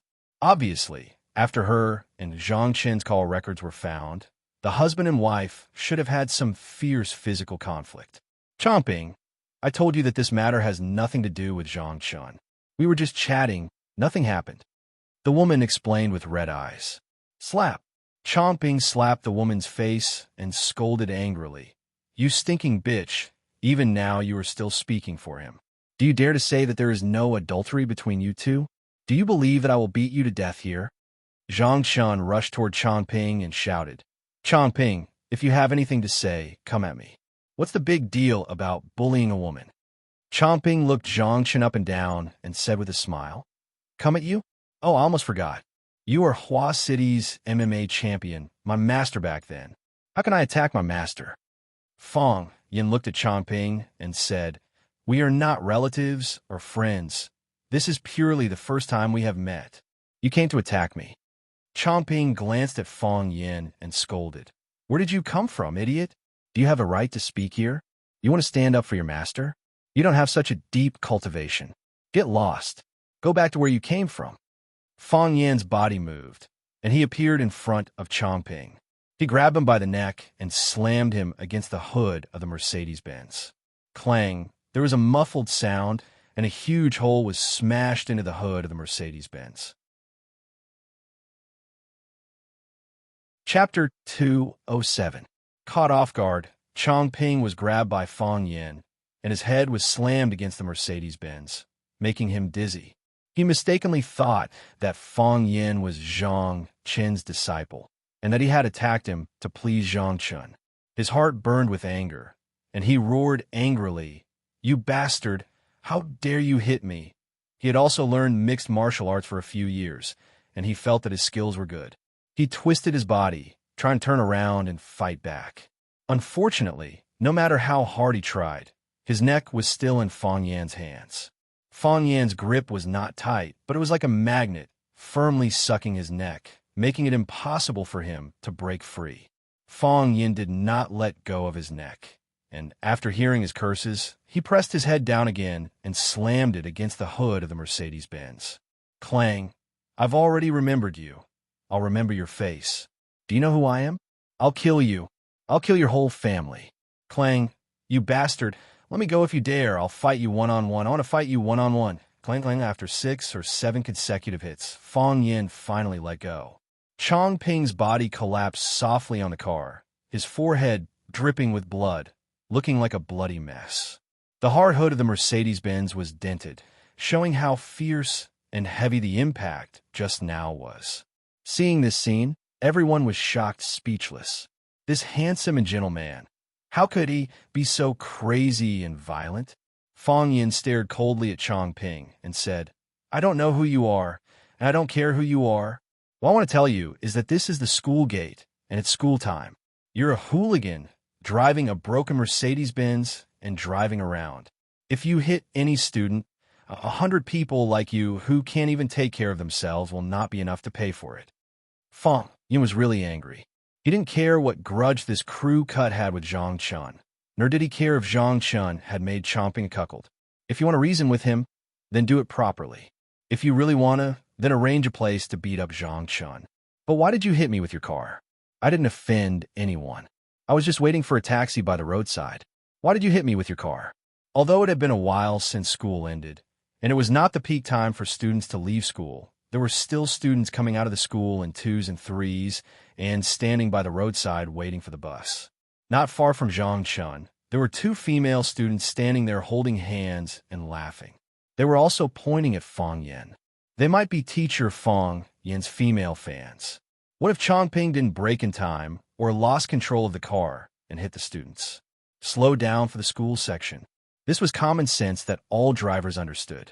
Even if he didn't understand, there were obvious signs hanging on the roadside. But just how fast had Chongping been rushing over just now? Because of your mistakes, other families have to suffer because of it. Why? Men like to show off, but if the occasion was not right, they would become fools. Men like to show off, but if the target was not right, it would become cruel. Chongping was undoubtedly a fool who failed to show off, so he had to accept a cruel blow. You ask me if I know who you are? Why should I know where you came from, you little tramp? Do you think you're a Lu de Hua, and everyone in the world knows you? Do you know who I am?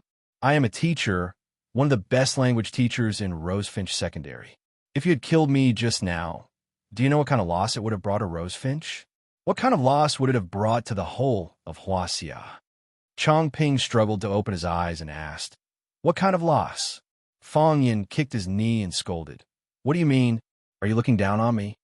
I hate idiots who think they're the best in the world just because they have a little money." Fong Yin said with a face full of contempt, I have billions in my bank account. Do you think I will tell everyone I meet? After saying this, Fong Yin suddenly felt a burst of comfort in his heart. It turned out that having a lot of money in the card but not being able to tell others was really hard to bear. Wasn't it the cruelest thing in the world to wear luxurious clothes and walk at night? Who are you? I am Fong Yin, the square and square, the yin and the descendants of yin and huang. The descendants of yin and huang should be upright. Don't think about retaliating against me. If I can't fight you alone, I will beat you up. Fong Yin stared at Chongping vigilantly and said threateningly, if you dare to find a group to beat me up even once, I will fight you alone once a day. Fong Yin glanced at Zhang Chun and said, I'm sorry to have delayed you time. I'm done with my business. It's your turn. After that, he turned around and walked toward the bus stop not far away. It was the time for taxis to change shifts, so it was not easy to stop a taxi. Chongping spat out a mouthful of saliva as he watched Fong Yin leave. You still have the face to say that you have billions in your bank account, master. Zhang Chun chased after him and wanted to explain. Fong Yin waved his hand and said, take care of your own business. Several girls chased after him and shouted sweetly, Mr. Fong, can you give me an autograph? I am just an ordinary language teacher. Don't treat me like a star. Where do you want to sign? When Fong Yin pushed the door open and walked into the box, Li Mingqiang, Zhu Jian, and Chen Dehai had been waiting for a long time. Among the people present, Fong Yin's rank was the lowest. However, Lu Chaoga bluntly said that Fong Yin was her spokesperson in the school when she left. Even Principal Zhang Xiaofeng had to give him face. Therefore, Fong Yin became the most powerful person in the school. There was also a person who should not have appeared here, which made Fong Yin's heart have an irrepressible anger. When Chun Tao saw Fong Yin come in, he hurriedly greeted him and respectfully shouted, Mr. Fong, you are here. Fong Yin patted Chun Tao's shoulder and took him into the room. After Li Mingqiang and Fong Yin shook hands, he said with a smile, Mr. Fong is here. Can we start the banquet? Start the banquet. Start the banquet. Chen Dehai said with a smile. The important guests are all here. Naturally, we should start the banquet. Aren't we here to eat? Chen Dehai's level of speech was very high. The sentence, the important guests are all here, highlighted the prominent position of Fong Yin. He said that he was an important guest, but he would not ignore the feelings of Li Mingqiang and Zhu Jian. He was quite a smooth person. Li Mingqiang, Zhu Jian, and Chen Dehai pushed Fong Yin to sit at the head of the table. Fong Yin did not respond. He said that Li Mingqiang was the leader, and according to age, he was the big brother of everyone present. So he pushed him up. The wine was good, and the dishes were also good. Chen Dehai shouted at his son and shouted, Chun Tao, you don't need to sit at the table. Stand behind Mr. Fong and pour wine for Mr. Fong. You are Mr. Fong's student. This matter has to be done by you. Chen Tao quickly stood up and ran behind Fong Yin. Fong Yin waved his hand and said, sit down and eat. There are too many etiquettes, and eating is tiring. Mr. Fong, this is the old rule. What is the saying again? A teacher for a day is a father for life. A teacher is a father. Chen Tao is your student and also your son. Isn't it natural for a son to pour a glass of wine for his father? Chen Dehai insisted. Fong Yin did not insist. Li Mingqiang took the lead to raise his glass and said, come, it's rare for us to get together. Let's have a drink today. Fong Yin raised his glass and clinked glasses with them, and then lowered his head to eat. Li Mingqiang winked at Chen Dehai. Chen Dehai nodded and quickly walked to Fong Yin with his glass and said with a smile, Mr. Fong, when you first came to Rosefinch, I didn't know you very well, so there were a lot of misunderstandings and conflict between us. Of course, this is mainly my fault.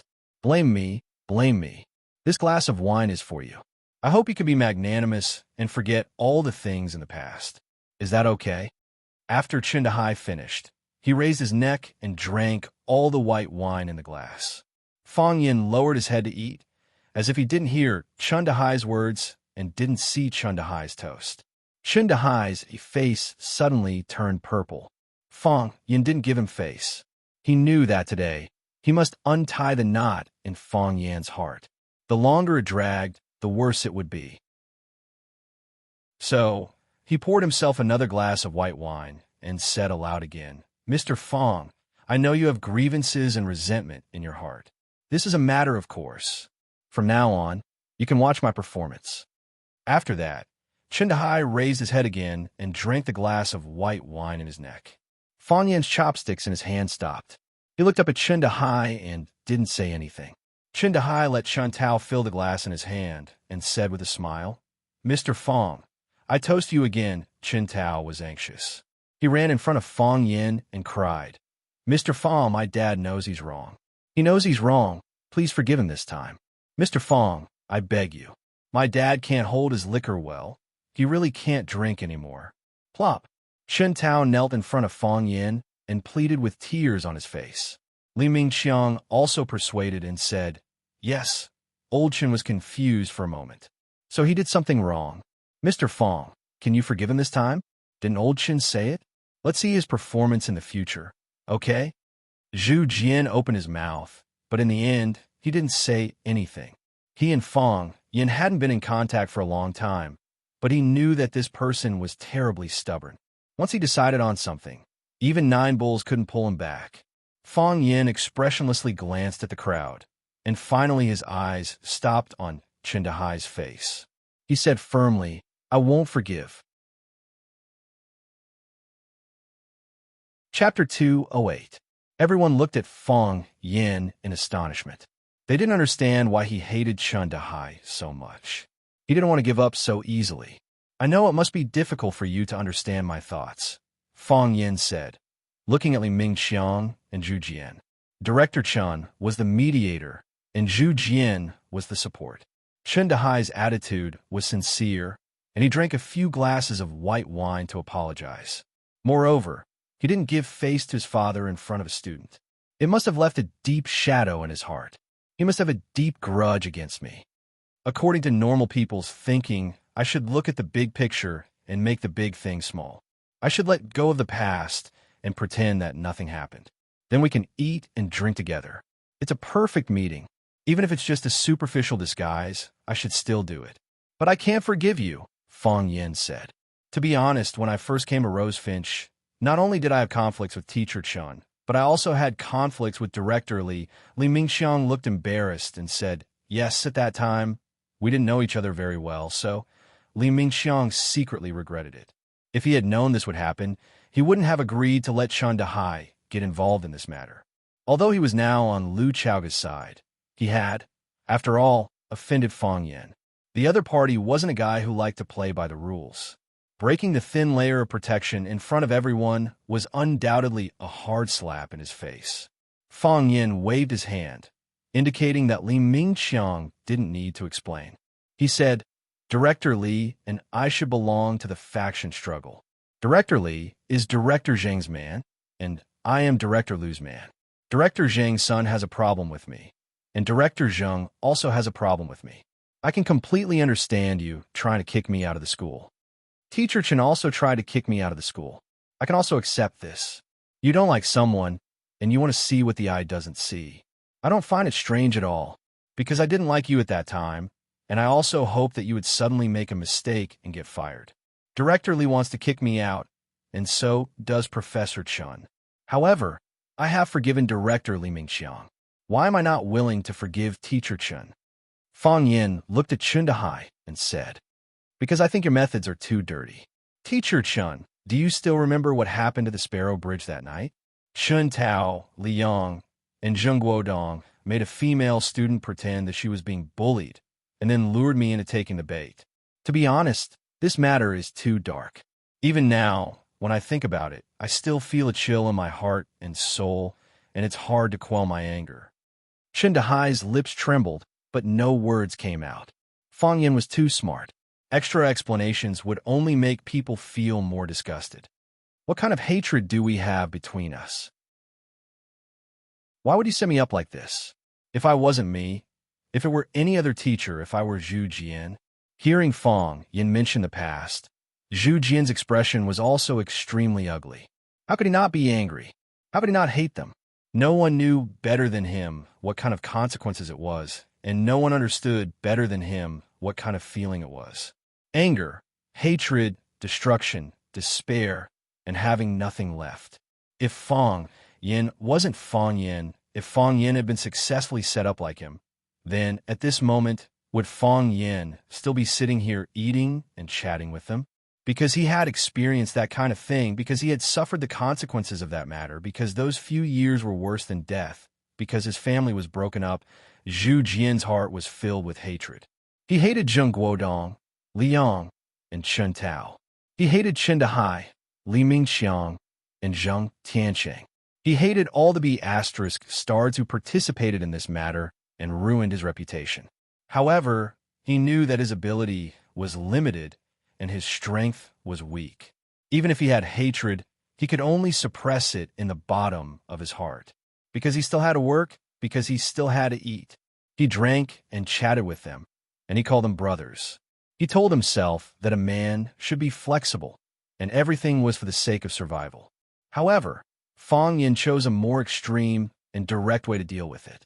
He didn't feel wronged, he didn't pretend to be polite, and he would never forgive. Mr. Fong, this matter was done by us, and it has nothing to do with my father, Chen Tao explained aloud. Chen Tao, you don't have to explain. Fong Yin interrupted Chen Tao's words and said, there are some things that everyone knows.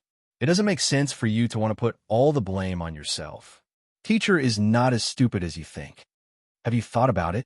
If you had succeeded in that incident, what would have happened to me? My reputation would be ruined, and I would have nothing left.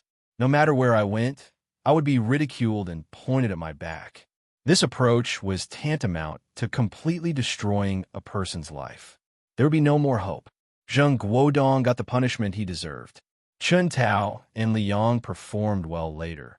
And the most important thing is that you are just an immature child. I am very angry that you did this kind of thing, but I am willing to give you a chance to turn over a new leaf. Teacher Chun, you have decades of work experience, and you are mature and quick-witted. You plan this kind of thing behind the scenes. Have you thought about the nature of this? Chen Dehai's face was ashen, and the hand holding the wine glass was trembling. The wine kept spilling out, and his mood at this time was extremely unstable.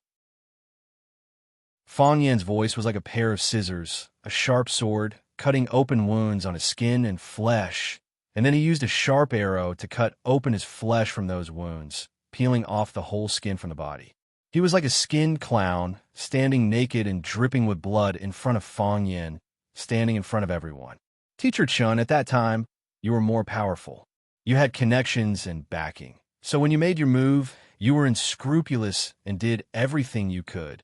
Yes, now that I have some advantage, you are worried that I will retaliate. So you invited me to dinner, and you apologized to me.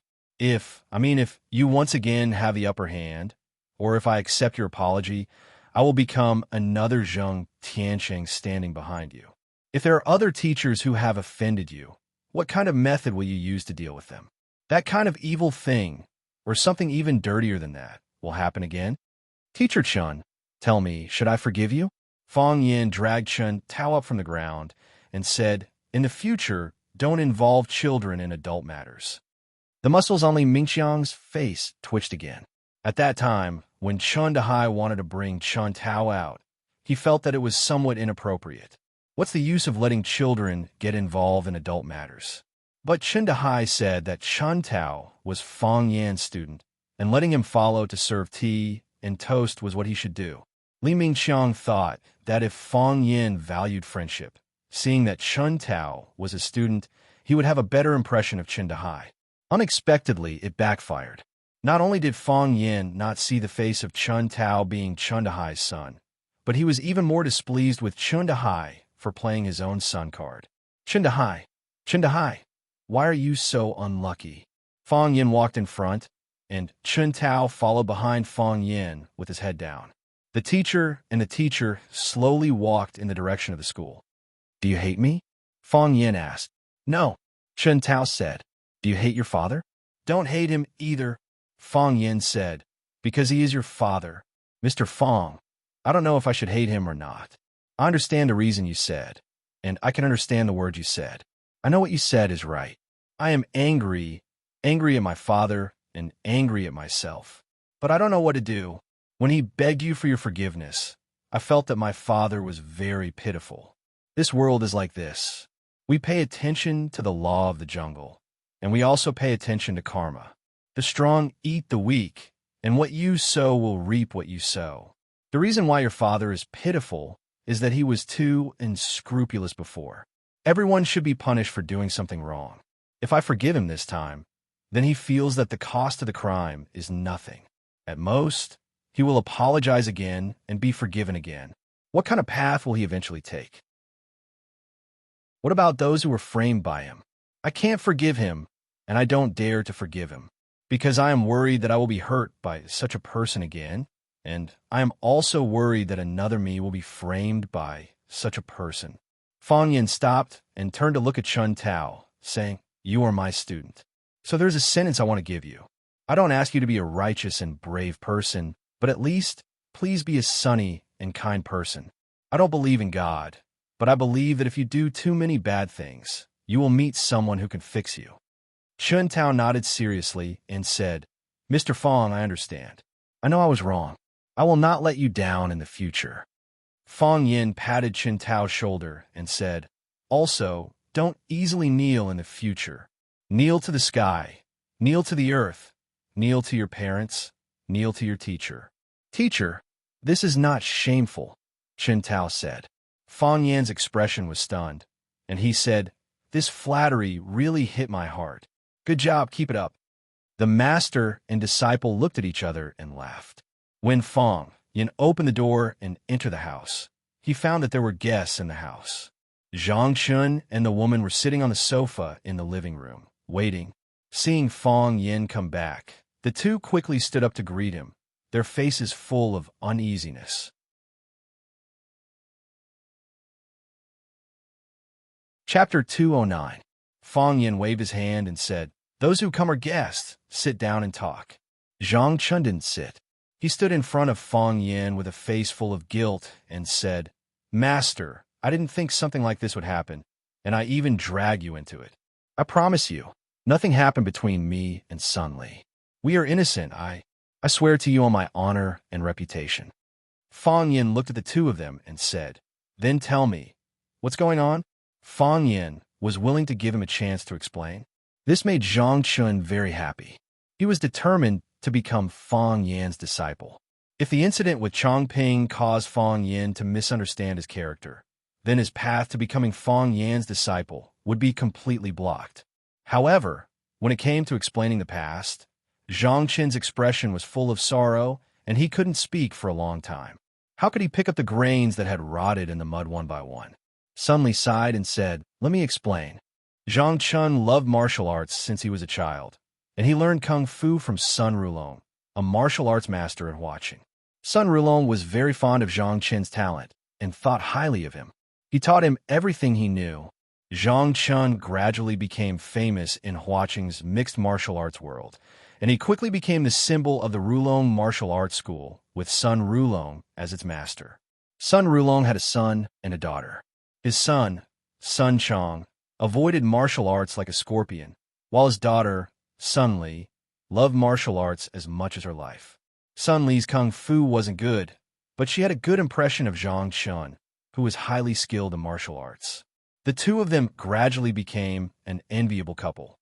Later, Sun Rulong became old and weak and couldn't teach any disciples, so he handed the Rulong martial arts school to his most valued disciple, Zhang Chun. When Zhang Chun opened his dojo to accept disciples, Chongping was one of the first disciples to become a disciple of Zhang Chun. When Chongping first arrived, he was very low-key. He was diligent, eager to learn, and devoted to martial arts.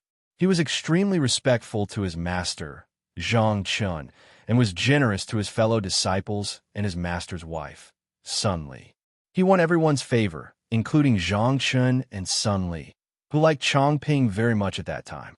Even the teacher Gong Sun Rulong, who no longer cared about the affairs of the martial arts club, was sent to the United States, France, England, Germany, and other countries at Chongping's expense.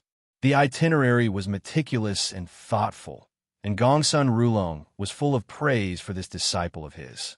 What he didn't expect was that Chongping had long coveted son Li's beauty and graceful figure.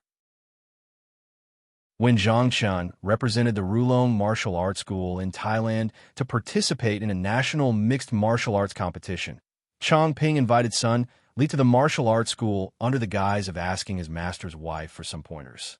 Sun Li was so angry that she told her father, Sun Rulong. Sun Rulong was worried that the family's dirty linen would be exposed. Chongping knelt in front of him and sincerely apologized, saying that he did it because he liked Sun Li from the bottom of his heart. He was willing to marry Sun Li and love her for the rest of his life. He wouldn't let her suffer even the slightest bit. Besides, Sun Li and Chongping were already husband and wife. If Zhangchun found out about this, it would be difficult for the two of them to be together again. It was better for Sun Li and Chongping to be a happy couple. Sun Li's brother, Sun Chong, was even more direct. After accepting a luxurious villa from Chongping, he told Sun Li that he would recognize Chongping as his brother-in-law. Moreover, since Sun Li and Chongping had already slept together, Sun Chong was already his brother-in-law. When Zhangchun returned home after his victory, he found that everything around him had changed. His beloved girlfriend was engaged to his most valued disciple, and he, the person involved, was not informed by anyone. He was so angry that he wanted to destroy the world. One night, when Chongping was sending Sun Li home, Zhangchun blocked his way and beat him up, almost beating him to death in the dojo. Sun Li was worried that Zhangchun would kill someone and cause trouble, so she knocked him out with a spear from behind. From then on, Zhangchun was depressed and distanced himself from the glory of Hua City's mixed martial arts world, becoming an unknown martial arts teacher. Chongping's beating by Zhangchun was not without repercussions. Because Sun Li was molested by Chongping, Zhangchun ruthlessly kicked Chongping's penis a few times. From then on, Chongping developed a phobia of erectile dysfunction in front of women. Until now, they had not given birth to any children. Chongping did not reflect on himself and pushed all the blame on his Sun Li. He beat and scolded her, and Sun Li's life was miserable. After Zhangchun heard about Sun Li's life, he went to talk to Chongping again. Chongping suspected that Sun Li and Zhangchun had rekindled their relationship, and that Zhangchun wanted to negotiate with him to show off. His attitude toward Sun Li was even worse. This time, Chongping came to settle the score with Zhangchun because he had monitored Sun Li's phone calls and found that Sun Li and Zhangchun had a long call history. Why not divorce? Fan Yin looked at Sun Li and asked. Sun Li was a pitiful woman, and Zhangchun was a pitiful man. The entanglement of these two people's fate was really regrettable. I can't, Sun Li said. The Chong family is rich and powerful. I've asked for a divorce several times, but they rejected me every time. Zhangchun looked at Fan Yin and said, I've tried, but nothing worked. They also said that if I dared to ask for a divorce again, they would send me to a mental hospital for 3 years. When I came out, I would become a real mental patient. At that time, it would be even more impossible for me to divorce, Sun Li said with a pained expression. They've gone too far, Fan Yin said angrily. That's right. How hateful. Junior martial uncle, let's go beat him up. Fan Yingying was also filled with righteous indignation after listening to the story. Was there any justice left in this world? Why me? Fang Haohan asked with a puzzled expression. Because I still have to listen to the story, Fan Yingying said. Sun Li looked at Fan Yin and said with tears in her eyes, Mr. Fang, everything is my fault. If I didn't marry Chongping, if it wasn't for me, if it wasn't for Chongping, then this afternoon wouldn't have happened. Zhangchun is a good man. Not being able to marry him is the biggest regret of my life. I've been like this for the rest of my life, but Zhangchun is different. He no longer has anything to do with me. We haven't been in contact for many years. He found out from a former student that my life isn't going well, so he wanted to help me. He likes to learn martial arts, and he really wants you to be his disciple. If possible, I hope this incident won't affect your opinion of him. I believe he's a very good disciple. He's very talented, and he definitely won't let you down. Sun Li looked at Zhangchun and said with determination, From now on, you don't have to care about my affairs anymore. Don't think about it. Don't listen. Pretend you don't know. We stopped interacting for a long time, and we won't contact each other again. I know what your dream is, so try your best to achieve it. I wish you success." As she spoke, large teardrops rolled down her cheeks. Then, she bowed deeply to Fong Yin, turned around, and ran out the door. Zhang Chun glanced at Fong Yin, then quickly chased after her. Fong Yingying and Fong Haohan looked at each other. Then Fong Yingying said, "Zhang Chun is so pitiful." "Yeah," Fong Haohan echoed. "So pitiful." Fong Yin was silent, as if he didn't understand the meaning behind the two brothers' words. Half an hour later, Zhang Chun returned. Sun Li was nowhere to be seen.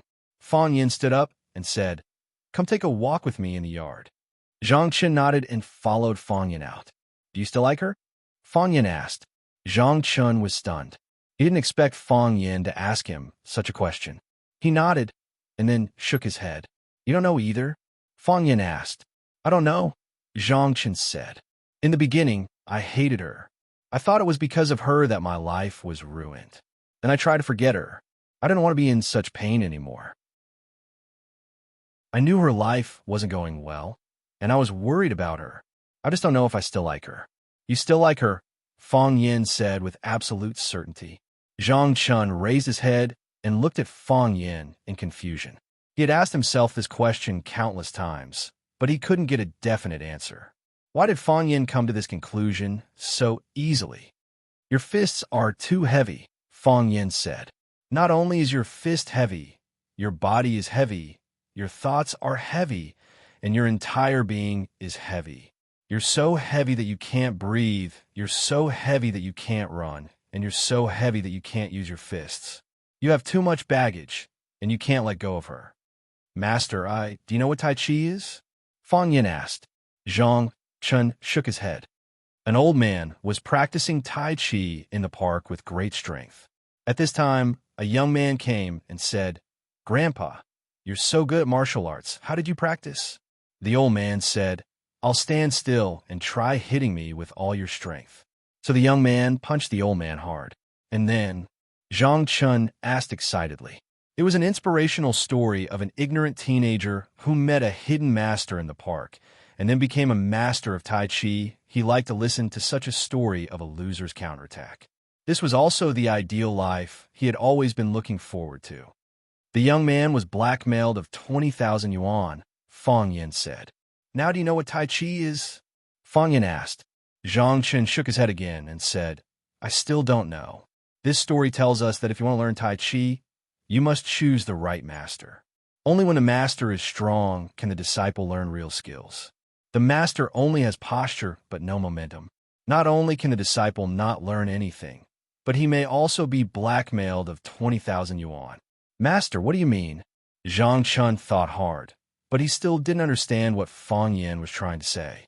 Fong Yin looked at Zhang Chun helplessly and said, "Now, you can worship as a master." Chapter 210. The familiar street, the familiar shop, the familiar bun shop, the black-faced girl, the familiar milk tea girl. After so many days, he returned to the small courtyard of Jiangqin's house. His heart was filled with emotions. When Fong Yin stood at the entrance of the courtyard and looked around, Sister Li had already come out of the house to welcome him. She said with a smile, "Mr. Fong is here. Come in and have a seat." "Sister Li, are you busy?" Fong Yin asked with a smile. "I'm just a housewife. What can I be busy with?" Sister Li stepped forward and pulled Fong Yin's hand. She said, "I know that Mr. Fong is busy, so I still invited Mr. Fong to come over. Mr. Fong, you can't be angry with Sister Li. The housewife wasn't too scheming, but she was very familiar with welcoming guests." Sister Li's attitude towards Fong Yin was warm and polite. It was as if they got along well in the past, and nothing had happened. "That's exactly what I wanted. I haven't eaten the dishes cooked by Sister Li for a long time," Fong Yin said with a smile. "If you come every day, I will cook for you every day," Sister Li said straightforwardly. Fong Yin smiled and didn't answer. He knew that if he really came every day, perhaps Sisterly would raise the mop to chase him away again. After Sisterly poured a cup of hot tea for Fong Yin, she sat down on the sofa opposite Fong Yin. Fong Yin, Sisterly asked you to come over. There's something I want to discuss with you. Sisterly looked at Fong Yin sincerely and said softly, Sisterly, if there's anything, just say it. Fong Yin said, if I can do it, I will help you. If I can't do it, I will also tell you the reasons why I can't do it. It's like this. When Jiang Qin came back these days, he kept telling me that he wanted to drop out of school and learn the Guzheng Yangqin. He also said that he wanted to enter the entertainment circle and become a big star in the future. Sisterly looked worried and embarrassed. She said, how can that be? Jiang Qin had one more year before the senior high school entrance examination, so he couldn't relax at this time. Otherwise, not to mention a famous high school like Rose Finch, I'm afraid I won't be able to get into any other high school. Holding the teacup, Fong Yin looked at Sisterly and asked patiently, Sisterly, have you talked to Jiang Qin? We talked about it. Why hadn't they talked about it before? His father and I want to talk to him twice, but this child was stubborn since he was young. Once he decided on something, it was hard to change his mind. Although we don't let go, we're afraid that she'll do something extreme. She said that there's a big star called Xia Tian. Was it that Xia Tian who agreed to accept her as his disciple? Yes. Fong Yin nodded. I know about this. Xia Tian. She's very famous. I've also watched her TV series. However, how could Jiang Qin know Xia Tian? That's Xia Tian. Was it the Xia Tian who made the movie? The Xia Tian that Jiang Qin knew was the Xia Tian who made the movie. Fong Yin explained. Xia Tian is my friend. When Jiang Qin and her classmates called to invite me to sing, I took Xia Tian with me, and then we got to know each other. Xia Tian felt that Jiang Qin had a lot of potential, so she wanted to let Jiang Qin and Yuan Lin follow her to make music. In order to prevent Sisterly from misunderstanding his relationship with Jiang Qin, Fong Yin tried his best to explain the whole story clearly. Of course, it doesn't mean that after dropping out of school, the two of them can immediately become stars. I talked to Xia Tian. She just sent Jiang Qin and Yuan Lin to Yanjing first, and then Mao Xianping, a senior professor of Huaxiao Music Academy, gave them music lessons. In other words, they're just music apprentices now. Sister Li's expression became more worried and said, just apprentices? If you learn well, you can still be a star. Fong Yin said. He smiled bitterly in his heart. When Sister Li heard that her daughter was going to be a star, she was worried that her daughter would be cheated. However, when she heard that her daughter was just going to be a music apprentice, she felt sorry for her daughter. She hoped that her daughter would have a million good things, but she also hoped that her daughter would not encounter any danger or trouble. Is she reliable, that Xia Tian? Her character should be reliable, Fong Yin said. With her status in the entertainment circle, if she wanted to accept disciples, there would be at least 80,000 people willing to be her disciple. Since she chose Jiang Qin and Yuan Lin, it proves that Jiang Qin and Yuan Lin really have something that she values. Mr. Fong means, we should let Jiang Qin learn music with Xia Tian? Sister Li asked uncertainly. Fong Yin smiled and shook his head, saying, I don't mean anything. It's all up to you and Jiang Qin. Sister Li patted Fong Yin's knee and said with a smile, aren't you treating me like an outsider? Jiang Qin is your little niece. Now that she is facing an important decision in her life, as her uncle, aren't you going to help her? Mr. Fong, I'll listen to you on this matter. If you say it's okay, we'll do it. If you say no, then Jiang Qin doesn't need to think about anything else. Just focus on her studies and prepare for the exam. I can't decide her life, Fong Yin said with a smile. It seemed that because of the contact between Jiang Qin and Xia Tian, Sister Li was still vigilant against him. She wouldn't suspect that Jiang Qin was going to be a music producer because of his encouragement, would she? In all honesty, he had never expressed his position on this matter. When Jiang Dehai came back from the shop, he was very happy to see Fong Yin. He took out a bottle of good wine from his private collection and wanted to have a good drink with Fong Yin. Fong Yin also had a good impression of this silent butcher who always had a smile on his face. He looked like a Methriel Buddha. The two of them drank half a kilo each, and the bottle of wine was soon finished. After eating and drinking to their heart's content, Fang Yin got up and said goodbye. Jiang Qin ran downstairs and said, "Mr. Fang, I'll see you off." "No need." Fang Yin refused. "It's not like I don't know the way. Let Jiang Qin see you off," sisterly said. Fang Yin no longer refused and walked out the door with Jiang Qin. Winter had arrived, and the weather was getting colder. Jiang Qin put on a casual coat and a plaid scarf around her neck. She walked in front with her hands in her pockets, and Fang Yin walked behind her unhurriedly. The two of them walked along the small river in the village toward the bus stop at the intersection. "My mother agreed for me to study music." Jiang Qin suddenly turned around and said to Fang Yin with a sweet smile, "Congratulations," Fang Yin said. Jiang Qin shook her head and said, "When my mother didn't agree, I was very anxious. Now that my mother has agreed, I'm a little scared. I don't know if this is the right thing to do. Can I really become a star? I think Yuan Lin is very mature and generous in this matter. Once she has decided on something, she will work hard to achieve it." Jiang Qin pouted unhappily and said, "You mean Yuan Lin is better than me?" "It's not that she's better than you. You said it." Seeing Fang Yan's helpless expression, Jiang Qin burst out laughing and said, "Do you think I'm being unreasonable?" "Not at all," Fang Yin said very firmly. "That's good." Jiang Qin nodded with satisfaction. "Mr. Fang, if I really want to study music, I'll have to go to Yanjing. Yanjing is so far from Huaqing. When I come back, will you still be the current teacher, Fang Yin?" "Of course, I'll still be the current teacher, Fang Yin," Fang Yin said with a smile. "Could it be that I can become another teacher, Fang Yin? A single teacher, Fang Yin?" "A single teacher, Fang Yin," Fang Yin said with a nod. Jiang Qin was overjoyed at once and said, "I'll remember what you said. When I come back from Yanjing, I want to see a single teacher, Fang Yin. You have to do what you said, or else I won't be polite to you." Of course," Fang Yin nodded. "Who dares to offend the butcher's daughter?" "Annoying," Jiang Qin said coquettishly. They arrived at the bus stop. Fang Yin signaled Jiang Qin to go back and rest. Jiang Qin stood still and said, "I'll wait for you to get on the bus." Just then, the number 19 bus arrived. Fang Yin waved his hand at Jiang Qin and said, "I'm on the bus. You can go back." When the bus had gone far away, Jiang Qin stomped his feet in anger and scolded, "Stinky driver! In the past, no matter how long I waited for the bus, it never came. I still wanted to talk to Teacher Fang, but you rushed over in a hurry. Do you know how much of a romantic thing you ruined?" The bus stopped at the Rosefinch High School stop. Fang Yin got off the bus and walked toward the school gate. Duh, duh, duh. With every step Fang Yin took, there would be a sound behind him. Fang Yin stopped, and the voice behind him disappeared at the same time. As Fang Yin walked again, the sound rang in his ears again. Fang Yin suddenly turned around.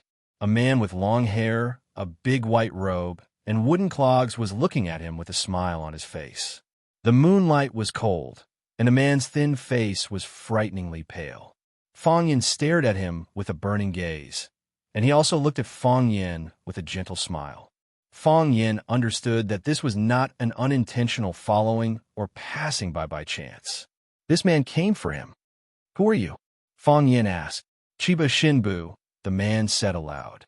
He was dressed in a completely Japanese style, but he spoke authentic Huaxia language. "Chiba Shinbu, are you Chiba Haomu's father?" Fang Yin asked aloud.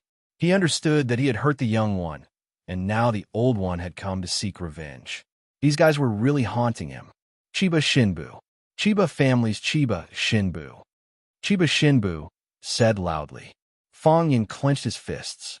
"No matter whose father you are, no matter whose Chiba Shinbu you are, I'll beat you up first. It's very infuriating for you to dress up like this in the middle of the night to scare people. Okay?" But soon, Fang Yan's fists loosened. His expression was horrified, and from the inside out, there was a strong chill all over his body. This man, he just stood there so casually, making it difficult for you to make a move. Impeccable. Chapter 2:11. Hitting the head wasn't right, hitting the chest wasn't right, and hitting the groin wasn't right either, Fang Yin had 10,000 ways to attack, but it seemed that every attack could be intercepted and counterattacked by the opponent. Your killer moves were actually feeding the opponent moves. Chiba Hiroshi, known as the Light of the North Star and the #1 swordsman in Japan, had actually reached the absolute wall, realm in defense. The unknown was a cliff that was tens of thousands of feet in front of him, and if he wasn't careful, he would fall. Such a sense of crisis made him cautious. The most terrifying thing in a battle was not being afraid of death, and the most taboo was not moving forward out of fear. When you lost confidence in your fists and hope for victory, then you would lose without a doubt. If you couldn't use your fists and feet, how could you talk about a great battle? Fang Yin was now facing this state of horror and fear. Yes, he was afraid. When experts fought, they often fought with their lives on the line. A superhuman 1 second ago could also become a dead man in the blink of an eye. Absolute wall, experts were 1 in 10,000. This wasn't the first time he had encountered an impeccable realm expert, but that person had no reason to injure or kill him. Even Fang Yin himself couldn't think of any excuse for the person in front of him to show mercy. Whether it was to avenge his son's injury to his disciple, or to kill an expert like Hua Xia, it could add color to his reputation. Fang Yin had unfulfilled dreams, and his Tai Chi heart was growing. Most importantly, he was still a virgin. He didn't want to die. Fang Yin took a deep breath, looked at Chiba Hiroshi, and said, "Are you here to avenge Chiba Haomu?" "No," Chiba Hiroshi denied with a smile. "You defeated Chiba Haomu, but that was because he wasn't good enough with the sword. If he needed revenge, he would pick up his sword and start over again. At that time, it will be true revenge. Then what are you here for?"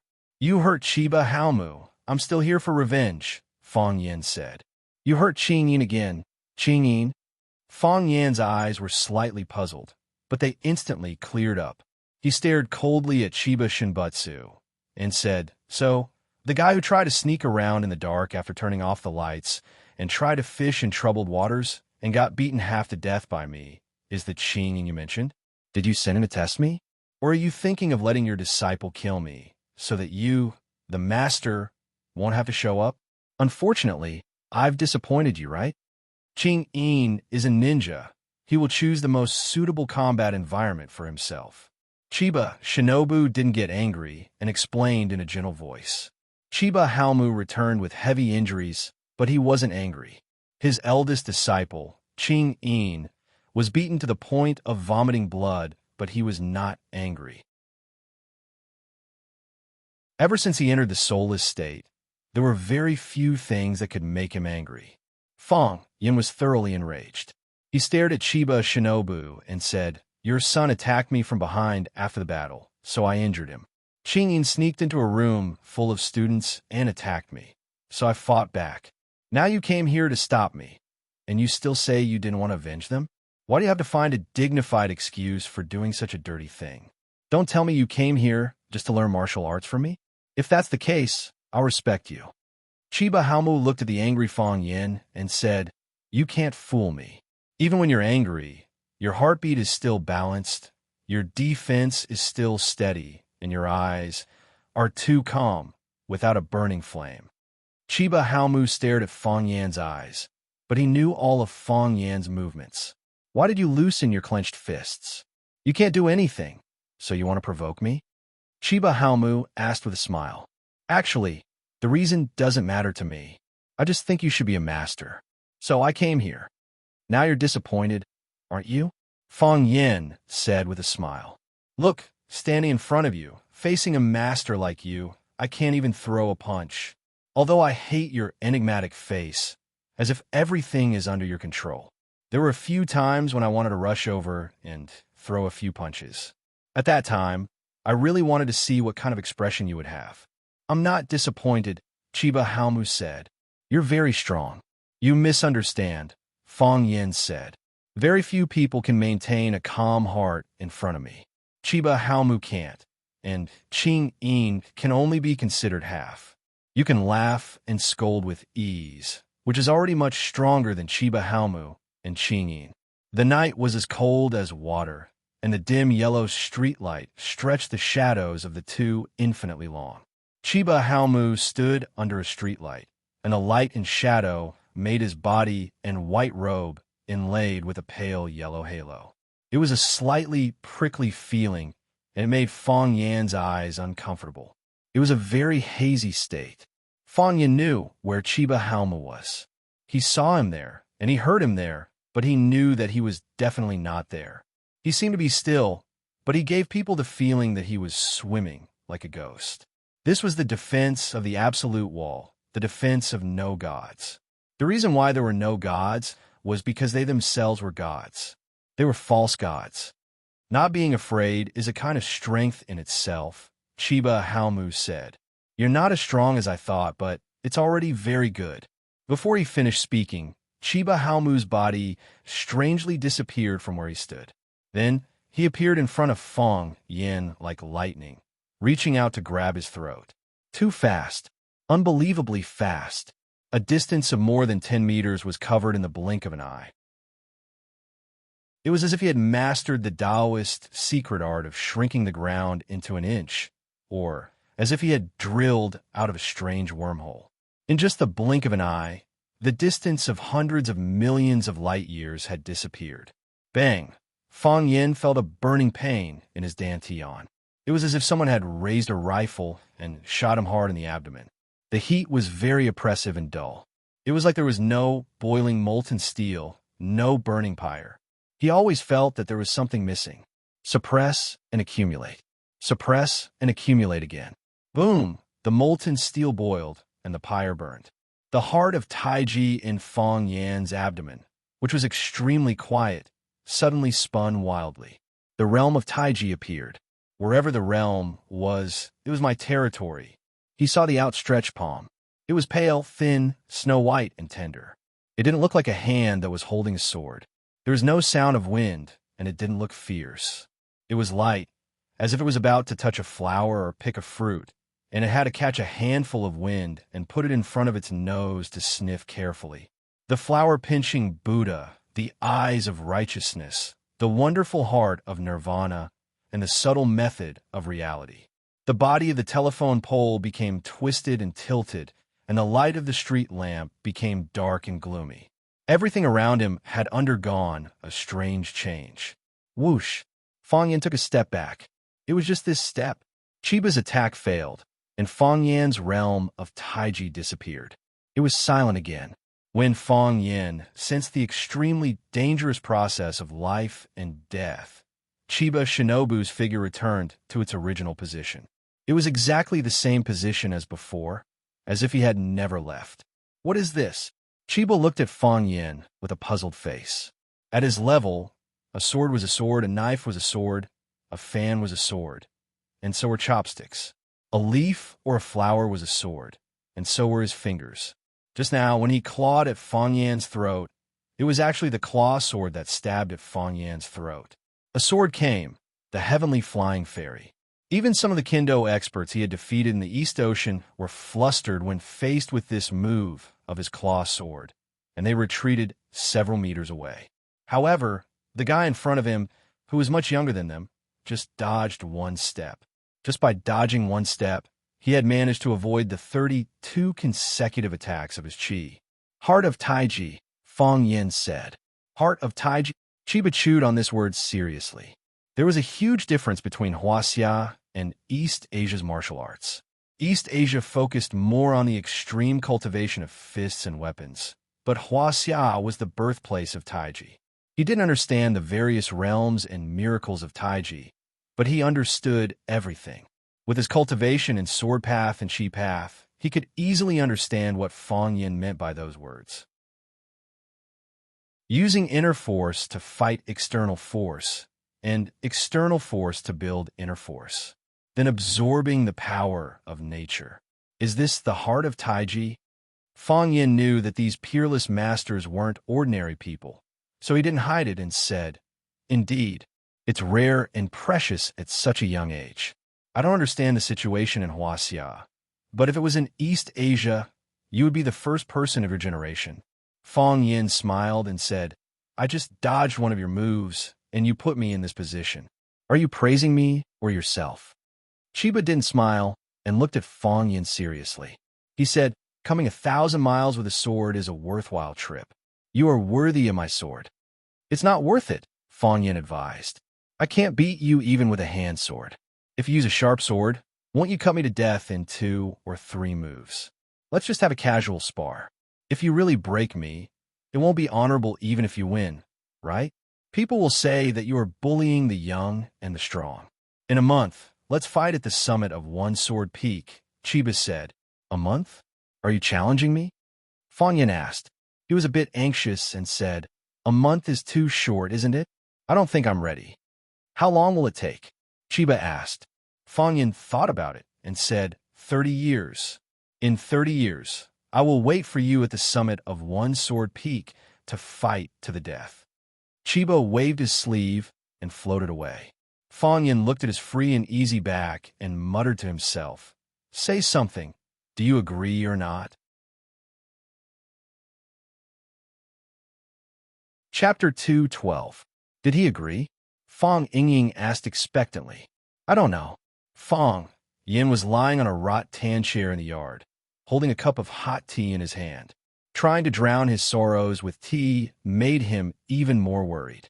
He felt that he was really innocent. He was just a little better at martial arts. How did he provoke an old monster like the Thousand Leaves Army? What competition? It was just because he beat up his son and disciple. So he wanted to reciprocate and beat him up to avenge his son and disciple. However, his son and disciple really needed to be taught a lesson, okay? What was even more infuriating was that he could beat people up, but why did he have to go to the top of the towering One Sword Peak to fight? Could it be that beating people up, there was more of a sense of accomplishment? But I climbed up the mountain so hard just to be beaten up by you. What was the point? Wasn't that cheap? What do you mean by don't know?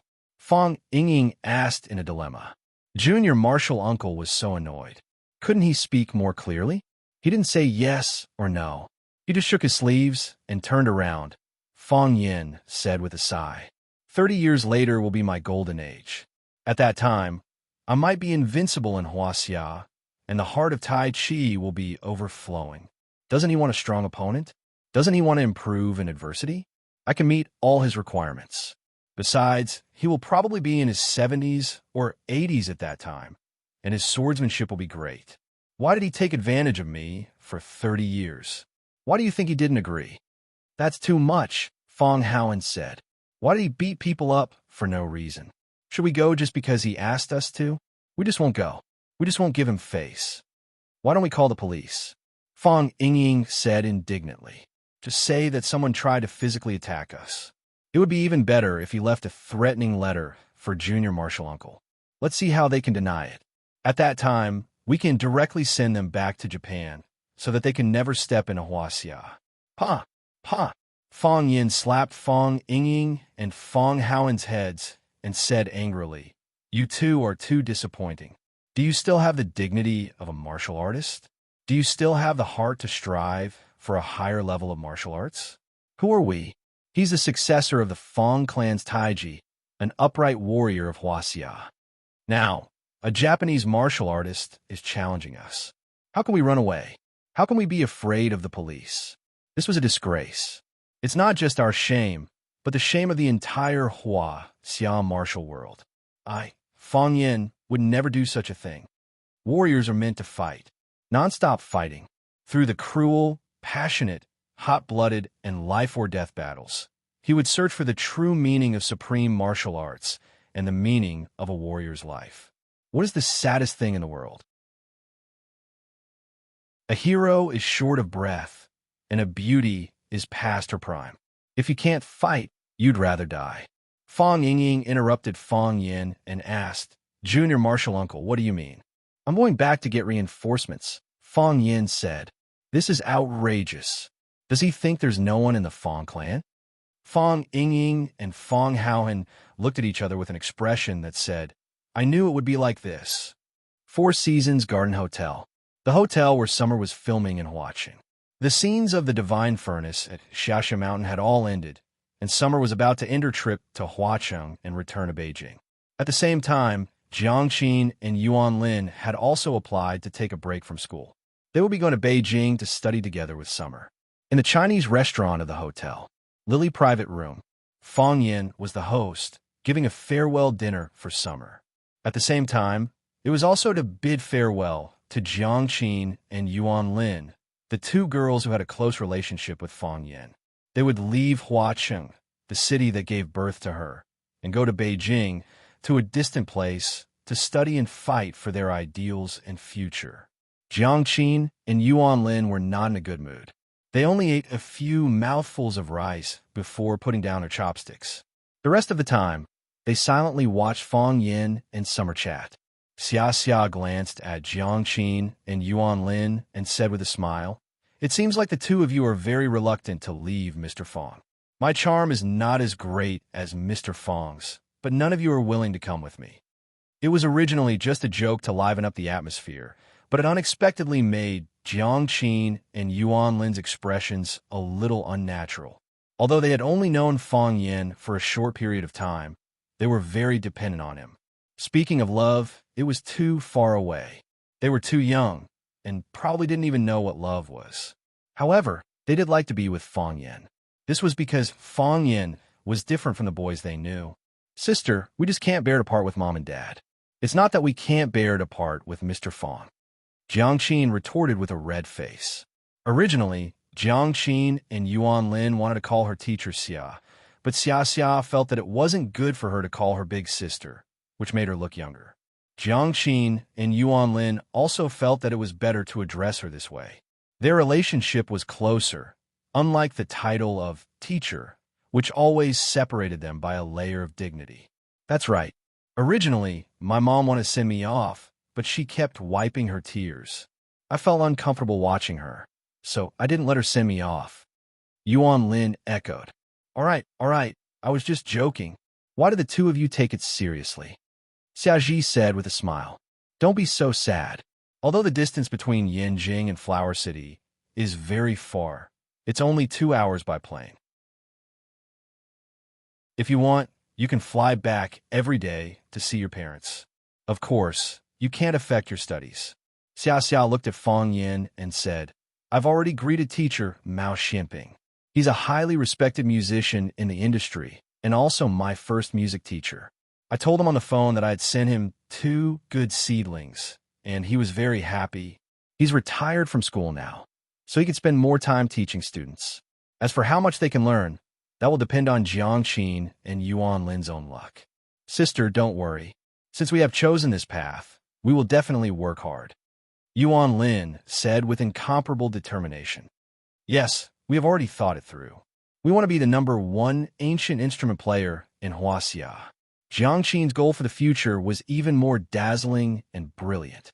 Fong Yin raised his wine glass and said, "I wish you success. Cheers." Cheers. The wine glasses in everyone's hands collided with each other. After eating and drinking to their heart's content, the summer car was also waiting at the entrance of the hotel lobby.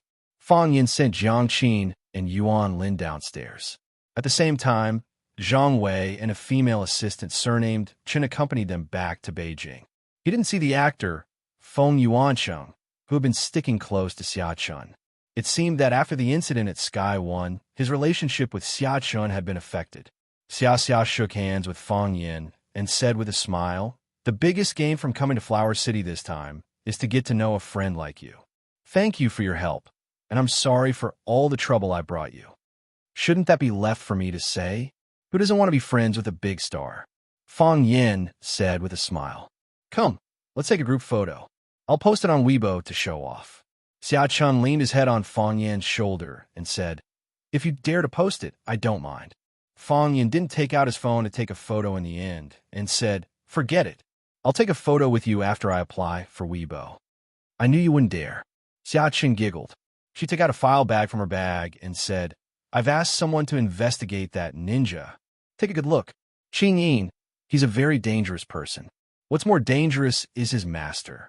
1,000 Leaves of the Army, the Light of the North, the #1 swordsman in Japan. It's said that countless masters have been defeated by his sword. Qing Yin and 1,000 Leaves of the Army are now in Huaxia. I don't know why they're here. Try not to clash with them head on. If you need anything, You can call me at any time. What you remind me is exactly what I want to remind myself. Don't worry. I'll slip away when I see the situation isn't right. Fang Yin said. At most, I'll go back to Yinjing and join you. You're very welcome, Xia Chen said. Xia Chen waved his hand at Fang Yin and took the lead to get into the RV. Jiang Qin and Yuan Lin walked over. The two girls looked at Fang Yin with resentment. Fang Yin smiled bitterly and said, If you really don't want to go, I'll talk to Xia Chen. Let's not go. Annoying. Yuan Lin burst out laughing and said, I've already taken a break from school. How can I not go? Exactly. Why didn't you say you wouldn't let us go to Yinjing? Jiang Qin complained. But I didn't say I had to let you go. You're putting all the blame on me now. It's really unfair. Fang Yin said helplessly. Humph, it's your fault. If you don't stop us, it means you want us to go. Jiang Qin said. Yes. You must have been impatient with us for a long time. That's why you deliberately brought Sister Xia to KTV to see us, and then let her take us away. Yuan Lin glanced at Fang Yin and said, Mr. Fang, you must visit us in Yinjing when you have time. All right. Fang Yin nodded and said. Yuan Lin glanced at Jiang Qin and said, I know you must think I'm an eyesore. Then I'll get in the car first. Jiang Qin was extremely angry, but there was nothing he could do to his best friend. Little girl, study hard. Fang Yin looked at Jiang Qin and said, Just like you said, become the #1 ancient instrument player in Huaxia. I will work hard. Jiang Qin nodded and said. Her eyes bravely looked at Fang Yin and said, Mr. Fang, I lied just now. What? Sister Xia asked us if we couldn't bear to leave you, and I said no. In fact, I really couldn't bear to leave you. Jiang Qin took off the plaid scarf around his neck and quickly wrapped it around Fang Yin's neck and said, This is for you. The girl turned around and ran away like a frightened rabbit. She got into the RV without looking back. The RV slowly opened and soon disappeared from Fang Yin's sight. Fang Yin looked down at the wool scarf around his neck with an ambiguous body temperature, and a fragrance like an orchid came to his nose. That was youth. Chapter 2:13. The auditorium was filled with a dense crowd. More than 200 students and dozens of teaching staff were gathered together, waiting for the class to officially start. Today was the day that Fang Yin would give the first-year students a big class. According to the school's schedule, there were 6 classes: Class 1, Class 3, Class 5, Class 7, Class 9, and Class 11. The reason why the order was messed up was to make the grades of the students more uniform. After all, when Rosefinch recruited students, it was based on their grades in the senior high school entrance exam. The best students were naturally in Class 1, the slightly worse ones in Class 2, and the even worse ones in Class 3, so on and so forth. It wouldn't be appropriate to give lessons to the students with the best grades or the students with the worst grades at the same time. Although Fang Yin would treat every student equally, the students in the later classes would definitely think that the school or teacher Fang Yin was biased and unfair to them. In class, Fang Yin had been teaching the students that there were many unfair things in this world, but he would try his best to pursue the word fairness in dealing with people. The students were here for class, while the teachers were here to learn or to find fault. High school was different from university. In university, it was normal for professors to give big classes to students. However, high school focused more on teaching in small classes, and the students' enthusiasm for learning and discipline during class were stricter and more demanding. If the students didn't study well during the big classes and didn't follow the class rules, how could they get into the best university? If they couldn't get into the best university, how could they have the best future? However, the school had made such a decision to let Fang Yin give a big class to all the first-year students. This was undoubtedly a hard slap to the faces of the other language teachers. Fang Yin was a treasure, and they were trash? Could it be that they had been misleading the students in the past? How could they be convinced by this? Hence, these teachers rushed over together. They wanted to see what kind of new knowledge and inspiration Fang Yin, Rosefinch's king of teachers, could bring to the students. If Fang Yin wanted to get by perfunctorily, then they would have to take this opportunity to launch a fierce counterattack against Fang Yin and the school's higher-ups. The class was scheduled for 2 hours from 7 to 9 in the evening. There was a 15-minute break in between.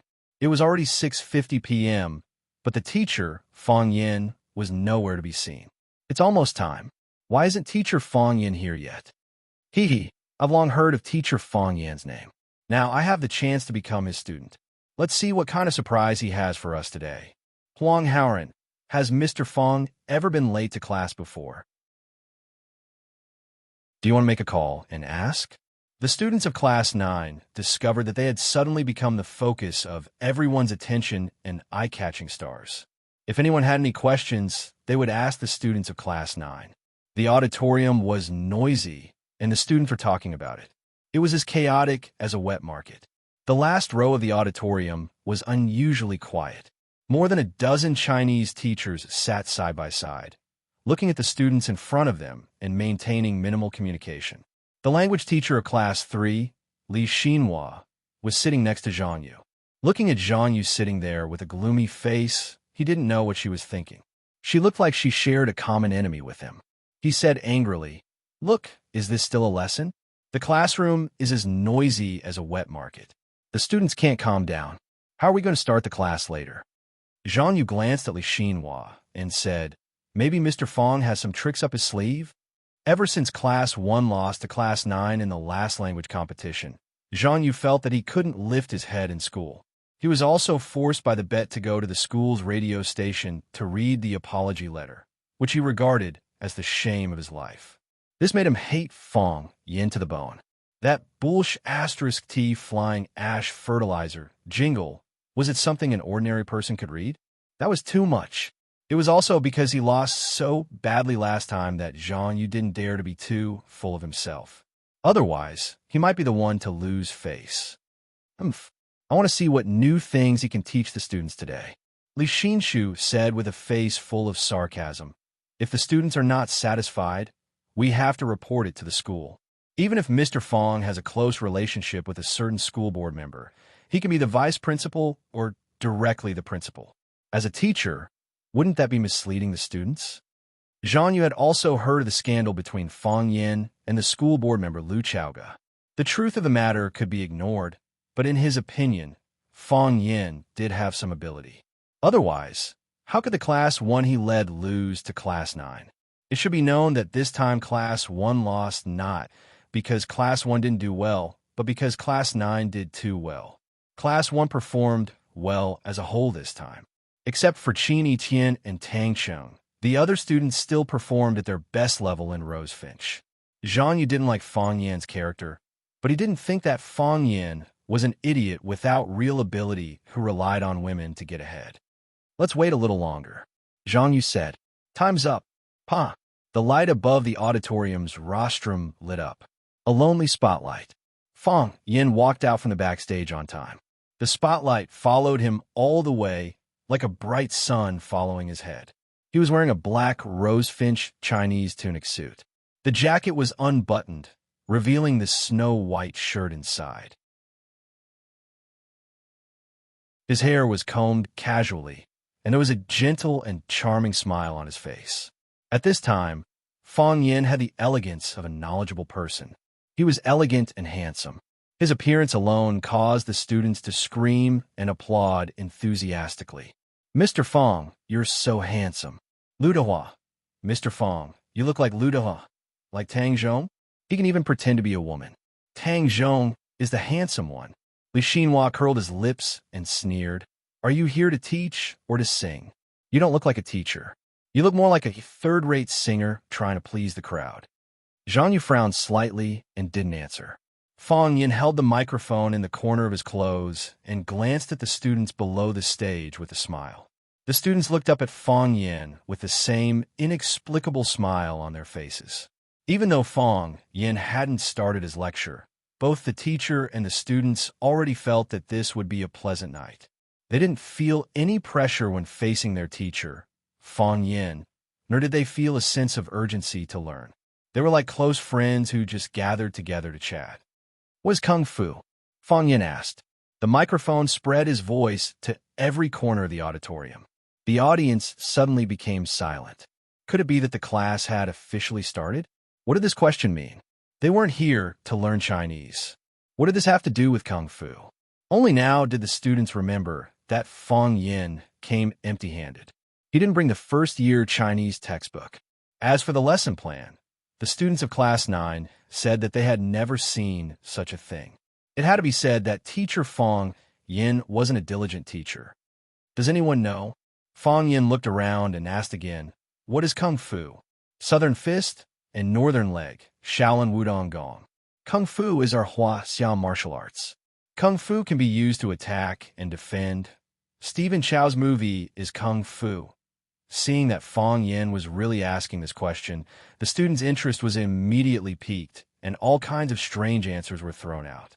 At first, a dozen people answered, then dozens of people answered. In the end, all the students were rushing to answer and argue, and the big classroom became a pot of porridge again. Fang Yin gestured for everyone to quiet down and said, "Everyone's answer is correct. Kung Fu is Southern Fist and Northern Leg, Shaolin Wudong Gong. It can be used to attack and defend, and it's also Stephen Chow's movie. Tonight, I will show you the profound world of our Hua Xiao martial arts. I want to let you know what real Kung Fu is." Fang Yin waved his hand, and a dozen men in black shorts rushed up with soft knives in their hands. The leader was Zhang Chun, the Wang Pai coach of the glorious martial arts school next door. Zhang Chun stood alone in front of the knife, and the other students scattered and arranged in a beautiful fan shape. Exciting music sounded, and a man's beautiful and calm voice rang through the whole audience. The people who have been asleep for 100 years are gradually waking up. "Ah!" the students screamed out. "For this gorgeous scene, for this familiar song." "Ha!" Zhang Chun slashed out with his knife, and it was earth-shattering. More than a dozen students behind him slashed out with their knives at the same time, and their strength broke the sky. Open your eyes and look carefully. Who is willing to admit? Zhang Chun had a knife on his head, and his body did a 180-degree somersault. Ah!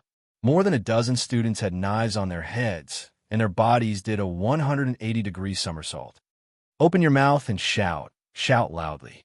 This is a country full of soldiers, and bandits have always been invading, and they will die. The music became more and more exciting, and the knife array performed by the martial arts students led by Zhang Chun became more and more wonderful and exciting. The music was the background of the knife array, and it made the knife array more imposing. The knife array was the body of the music, and it gave the music an unruly soul. The music was desolate and tragic, but it contained endless power. The knife light and the sword shadow, and the men's roar filled the world with hope, and everyone present was full of confidence to win. The Great Wall never falls, and the Yellow River surges for thousands of miles.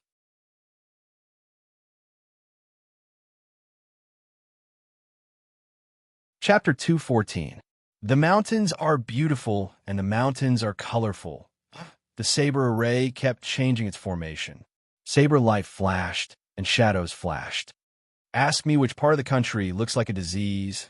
Zhang Chun flipped 16 times on the stage with a saber in his hand. While doing so, he kept changing the moves of his saber, creating beautiful saber flowers. The other students followed closely behind him and did 16 flips. Let's open up a path of blood. We must devote ourselves to the prosperity of our country. How can we let our country be trampled again? The sleeping lion is waking up. Ha! Ha! Ha! Zhang Chun and the students merged into one, like the thousand flowers guanyin, forming a long line of slaughter that was impossible to guard against. The long line danced on the stage with a powerful momentum, sweeping away everything in its path. The music ended, and the saber array stopped. Zhang Chun waved his hand, and the students behind him moved forward in small steps, forming a neat human wall with him at the center. "Salute!" Zhang Chun shouted. All of them raised their sabers with one hand and pointed the tip at the roof of the auditorium. Clatter! The audience burst into thunderous applause. Zhang Chun led his disciples away from the stage. The students below the stage were still extremely excited. So cool. Those saber wielders were so cool. Amazing. This is martial arts. The real Huaxia Kung Fu. Those guys always beat us up. What is Kung Fu? Fang Yin asked. This time, he did not wait for an answer. He gave his own answer. It's not just fighting and defending. It's not just fighting in sports. It's the culture of Huaxia, the national confidence, the unyielding soul, and the invincible capital. In the text banquet at Hongmen, Xiang Zhuang performed a sword dance with the intention of killing Duke Pei. This sentence clearly tells us that Xiang Zhuang must be an expert swordsman. Otherwise, why would Fanzing summon him to perform a sword dance to kill Liu Bang? When Fan Kuai learned that Xiang Yu wanted to kill Liu Bang, he said, "This is the last resort. Please come in and share the same fate." With sword and shield in hand, Kuai entered the army gate. Fan Kuai slammed his shield into the guard, causing the guard to fall to the ground, allowing Kuai to enter the camp. If Fan Kuai's martial arts were weak, would he have dared to barge into the camp with a shield? If he wasn't strong enough, I'm afraid he wouldn't even be able to deal with the soldiers at the entrance of the barracks, let alone the guards and Kuai Sui. Isn't that right? The students below the stage roared with laughter. They had just listened to the blood-boiling music and seen the blood-boiling saber array. While they were madly in love with Huaxia's martial arts, Fang Yin just happened to closely connect Huaxia's martial arts with the text they had studied, which made them feel very immersed and had a strong desire to learn and understand. At this time, it was no longer Fang Yin forcing them to learn something, but they were eager to learn something. Fang Yin didn't bring his textbooks, but the students did. When Fang Yin was talking about the banquet at Hongmen, the sound of pages being turned rang out from the audience. They wanted to find the original text and read it again so that they could understand the essence of the text and think about the stories of the characters in the text. When they were studying, everyone's focus was on the two main characters, Liu Bang and Xiang Yu. Now, when Fang Yin specifically mentioned Xiang Zhuang and Fan Kuai, it immediately aroused everyone's interest in their lives. Why did Prince Dan send Jing Ku to assassinate King Qin? It must be because Jing Ku's martial arts and wisdom are outstanding. When they were studying the text, there was a character that they didn't pay much attention to. That was Jing Ku's deputy, Qin Wuyang. What did Jing Ku want to do? He wanted to assassinate the most powerful overlord at that time. It's widely acknowledged that Jing Ku was outstanding in ability and martial arts. Why was Qin Wuyang chosen to carry out the mission together with Jing Ku? Qin Wuyang is not a simple character. When he was 12 years old, he had killed someone, and no passerby dared to look him in the eye. It's not hard to imagine that he is a very cruel man. Although he is good at killing, he doesn't have extraordinary wisdom. It's written very clearly in the book. When Qin Wuyang arrived at the bottom of the steps of King Qin's grand hall with a map in his hand, his expression changed dramatically, and he was very scared. The officials of the Qin state felt very strange about this. In the end, Jing Ku's assassination failed, and he had to bear the main responsibility. Therefore, there's a saying in martial arts, train the muscles, bones, and skin externally, and train the spirit internally. If one only has a strong skin and flesh and doesn't have the spirit in his heart, he won't be able to achieve great things. Qin Wuyang is a very typical example. Fang Yin clapped his hands, and Fang Yingying, dressed in a white tang suit, ran out with a sword in his hand. Clear music began to play. This time, it was Gu Zheng's version of Guangling San. Fang Yingying began to dance with the sword in his hand. His movements were so light and graceful that people forgot that he was a fatso. Everyone must be familiar with this kind of kung fu. That's right, this is the Tai Chi that we often talk about. Huaxia Kung Fu has a profound connotation, and the core of its ideology is Confucianism's neutralization of qi. Just now, we were talking about why Qin Wuyang failed. It's because he didn't know how to cultivate qi. He didn't have that energy in his body, and it was too difficult for him to reach the next level. He didn't perform well on the spot, and he was nervous and scared. That's why Qin State found out about his abnormality. Martial artists need to cultivate qi, but don't scholars need to cultivate qi? We also need to cultivate qi, and what we need to cultivate is awe-inspiring righteousness. There is righteousness in the world, and everything has its shape. Below it are the rivers and mountains, and above it are the sun and stars. Humans have awe-inspiring righteousness. They don't fear the small, and even ghosts and gods can't get close to them. Teacher, how do we cultivate awe-inspiring righteousness? A student asked loudly. Is it to get closer to Huang Haoren? Fang Yin laughed and said, getting closer to Huang Haoren is also cultivating awe-inspiring righteousness. Don't we often say, what kind of person is with what kind of person? In my eyes, Huang Haoren is a student with righteousness. Wow. The eyes of the students in the 9th class were all focused on Huang Haoren's face. To be praised by teacher Fang Yin in front of more than 200 students and dozens of teachers. This guy was too lucky, right? The students in other classes who knew Huang Haoren all cast envious eyes at him. Some who didn't know Huang Haoren were also asking around who Huang Haoren was. Huang Haoren's face suddenly turned red, like a cooked crab. His eyes were red, and his body kept trembling. Huang Haoren. The students in the 9th class shouted Huang Haoren's name loudly. Huang Haoren, Huang Haoren, Huang Haoren. All the students in the audience were shouting this name that might or might not be familiar. Because of Fang Yan's words, Huang Haoren became the star hero of the audience.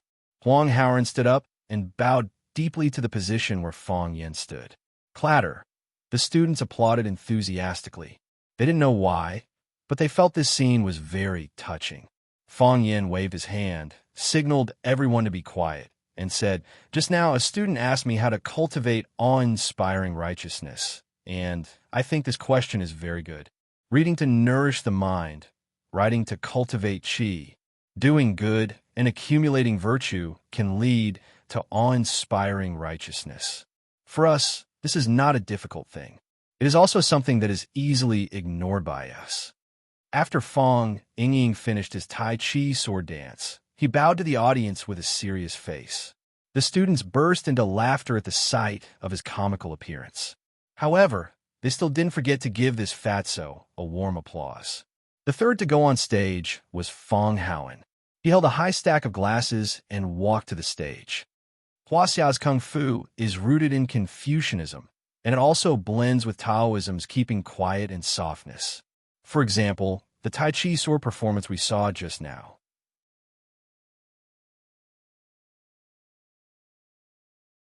There is also the meditation of Buddhism, which is also the culture of Buddhism. Thus, it forms a broad and profound martial arts system. Fang Haoren stood behind Fang Yan. After bowing to the audience, he grabbed a glass and threw it on the ground. Crack! After a crisp sound, the glass was smashed into pieces. The students in the audience were puzzled. Is this guy sick? Why did he run to the rostrum and smash the glass? Is this also Huaxia's Kung Fu? Even Fang Yin couldn't help but look back at Fang Haoren. This silly guy, I asked you to come up to perform eating glass, not to smash glass. Fang Haoren squatted down, picked up a piece of glass from the ground, and put it in his mouth, chewing it.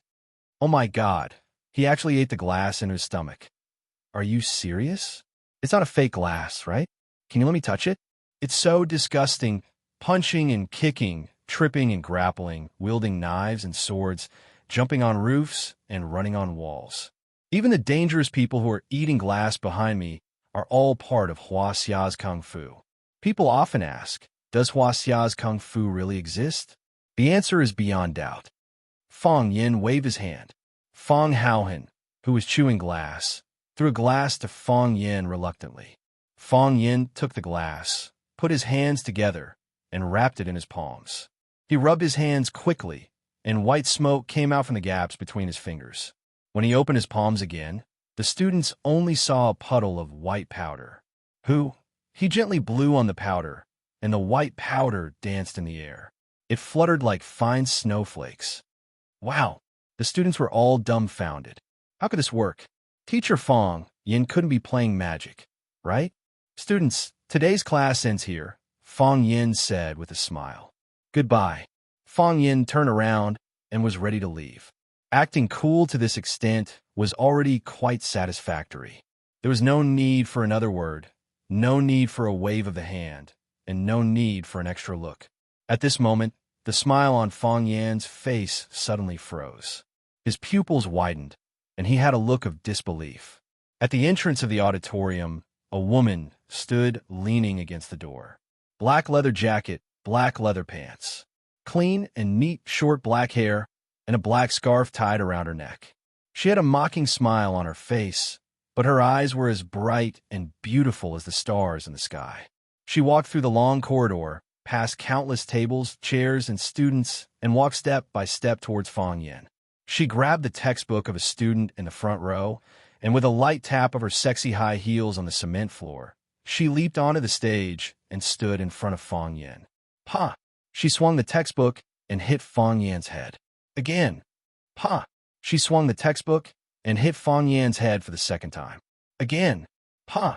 She swung the textbook and hit Fong Yan's head for the third time. Again.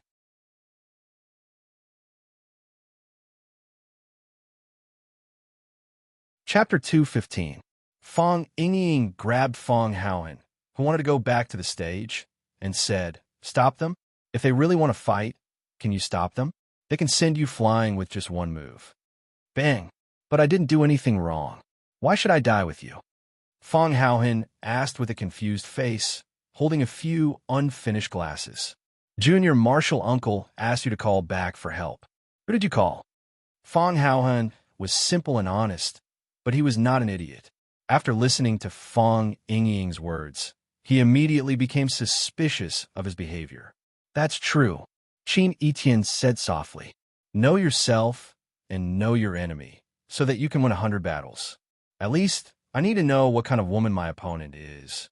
She was really handsome when she hit Mr. Fong. Was this a stage play? But what was wrong with that woman? What was wrong with the woman who whipped Fong Yan's head again and again with a textbook?" Fong Haohan looked at Fong Yingying in surprise and said, "You knew that Missy would come? How could it be like this? How could there be someone who could beat Fong Yin so easily and casually? And it was a woman?" Tang Chung hurriedly stopped Qin Etian and said, "Qin Etian, wait, wait." His cheeks twitched and his eyes were moist. Tears were swirling in his eyes. He tried to raise his face and not let the aggrieved tears slide down his cheeks. He really cried. Was this a movie? Yuan Ro, this woman really went too far. Such a smile was amazing, but it also gave people a kind of indescribable fear. Fong Yin cried. That woman's behavior was too bold. That woman's posture was too handsome. That woman's smile was too charming. That woman's bitch sounded really bitchy. "Impossible," Fong Haohan said. "Master doesn't use a cell phone at all. He spends most of his time in a drunken stupor. How would he answer your call?" Fong Yingying was angry and said, "Even you know this fact. How can I not know? When I called Master, it was Missy who picked up. What did Missy ask? How could I not answer? How dare I not answer? If I asked you, would you dare to hang up?" Through the incident of Chiba Haomu getting injured in the conversation between her father and Clear Shadow, she knew exactly how powerful Fong Yan was. Qin Etian arrived late, and the front row was occupied by students from other classes, so she randomly found a seat in the back row and sat down. When Tang Chung saw Qin Etian coming, he took the initiative to run from the front to the back to sit with her. "Don't worry," said Fong Haohan.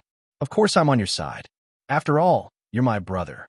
He glared at Yi Ro with a face full of anger, glaring at the culprit who kicked him, who was on his way to becoming a god, into hell. Without a doubt, if someone dared to stand up and shout for them to stop at this moment, they would definitely be beaten to death. Slap. Guaxia. Sure enough, I didn't come here for nothing. Chiba Sun sighed in her heart. "Don't worry, there won't be a fight," Fong Yingying said with a relaxed expression. "Junior Marshall Uncle wants to fight, but if he did that, wouldn't he be asking to be humiliated? Junior Marshall Uncle is a smart person. He wouldn't do something that's not good for himself." In the past, she would beat him up every year. Although Fong Yin was very angry and tried to take revenge, he endured it. Fong Yingying hurriedly denied and said, "I don't know. How would I know that Missy would come? I don't know anything. Fong Haohan, I'm warning you, don't talk nonsense in front of junior martial uncle. Otherwise, don't blame me for not calling you when there's something good in the future. If people knew that the clouds in the sky were too far away, who would chase after them endlessly? Of course it's for Master, Fong Yingying replied stubbornly. Qin Tian thought for a moment and pursed his lips into a smile. Seeing Fong Yan's actions and expression, Fong Haoan panicked and said, "This is bad. Junior martial uncle is probably going to fight with Miss Yi. Junior martial uncle cares about his reputation the most. If Miss Yi hits him in front of so many people, he will definitely feel very embarrassed. What should we do? We have to rush over to stop them." "Oh, it wasn't like this. The script wasn't written like this." Fong Yan's dantian was ignited. His fists were clenched tightly. All the vertebrae in his body were pulling, making a strange cracking sound. "Besides, I only asked her to pass on our situation to Master. How would I know that she would come by herself? Fong Haoan, this time you must stand on my side. If Junior Martial Uncle asks, I will say that I also don't know how Miss Yi came. You have to be a witness for me, understand?" No one picked it up. No one noticed it at all. Yi Ro crossed her arms in front of her chest, looking at Fong Yin with disdain, whose anger was constantly rising. "Now, I'm far away from Yinjing, secretly running to the southernmost Huaqing of the country. Why does Yi Ro come over to bully and beat me?"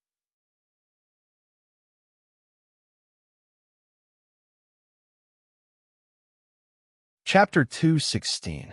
Mom, Fong Yingying and Fong Haoan felt like being struck by lightning. They were shocked by the way Fong Yin addressed Yi Ro. How could the powerful, violent, and beautiful Miss Yi Ro become Junior Martial Uncle's mother? Yi Wenru beat her martial uncle like Ultraman beating little monsters. It had become a norm in her life. How could these two people be mother and son? Which mother would be willing to beat her son like this? Fong Yingying thought sadly. He felt sorry for Junior Martial Uncle. Fong Yingxiong and Fong Haoan knew what was going on, so they were only shocked by Fong Yan's shamelessness and guilt. They knew that they were shameless, but they did not know about Ho Yong's lazy lifestyle. But the audience who didn't know the truth suddenly burst into an uproar. "Did you hear that? Mr. Fong called that woman mother. Oh my God, Mr. Fong's mother is so young and beautiful. I don't know how she takes care of herself. No way." My companions and I were all stunned. The whip queen in my heart is Mr. Fong's mother? Then I have no hope at all. I don't think so. They don't look alike at all. How could a mother beat her son like this? Is she Mr. Fong's girlfriend? They look like a good match.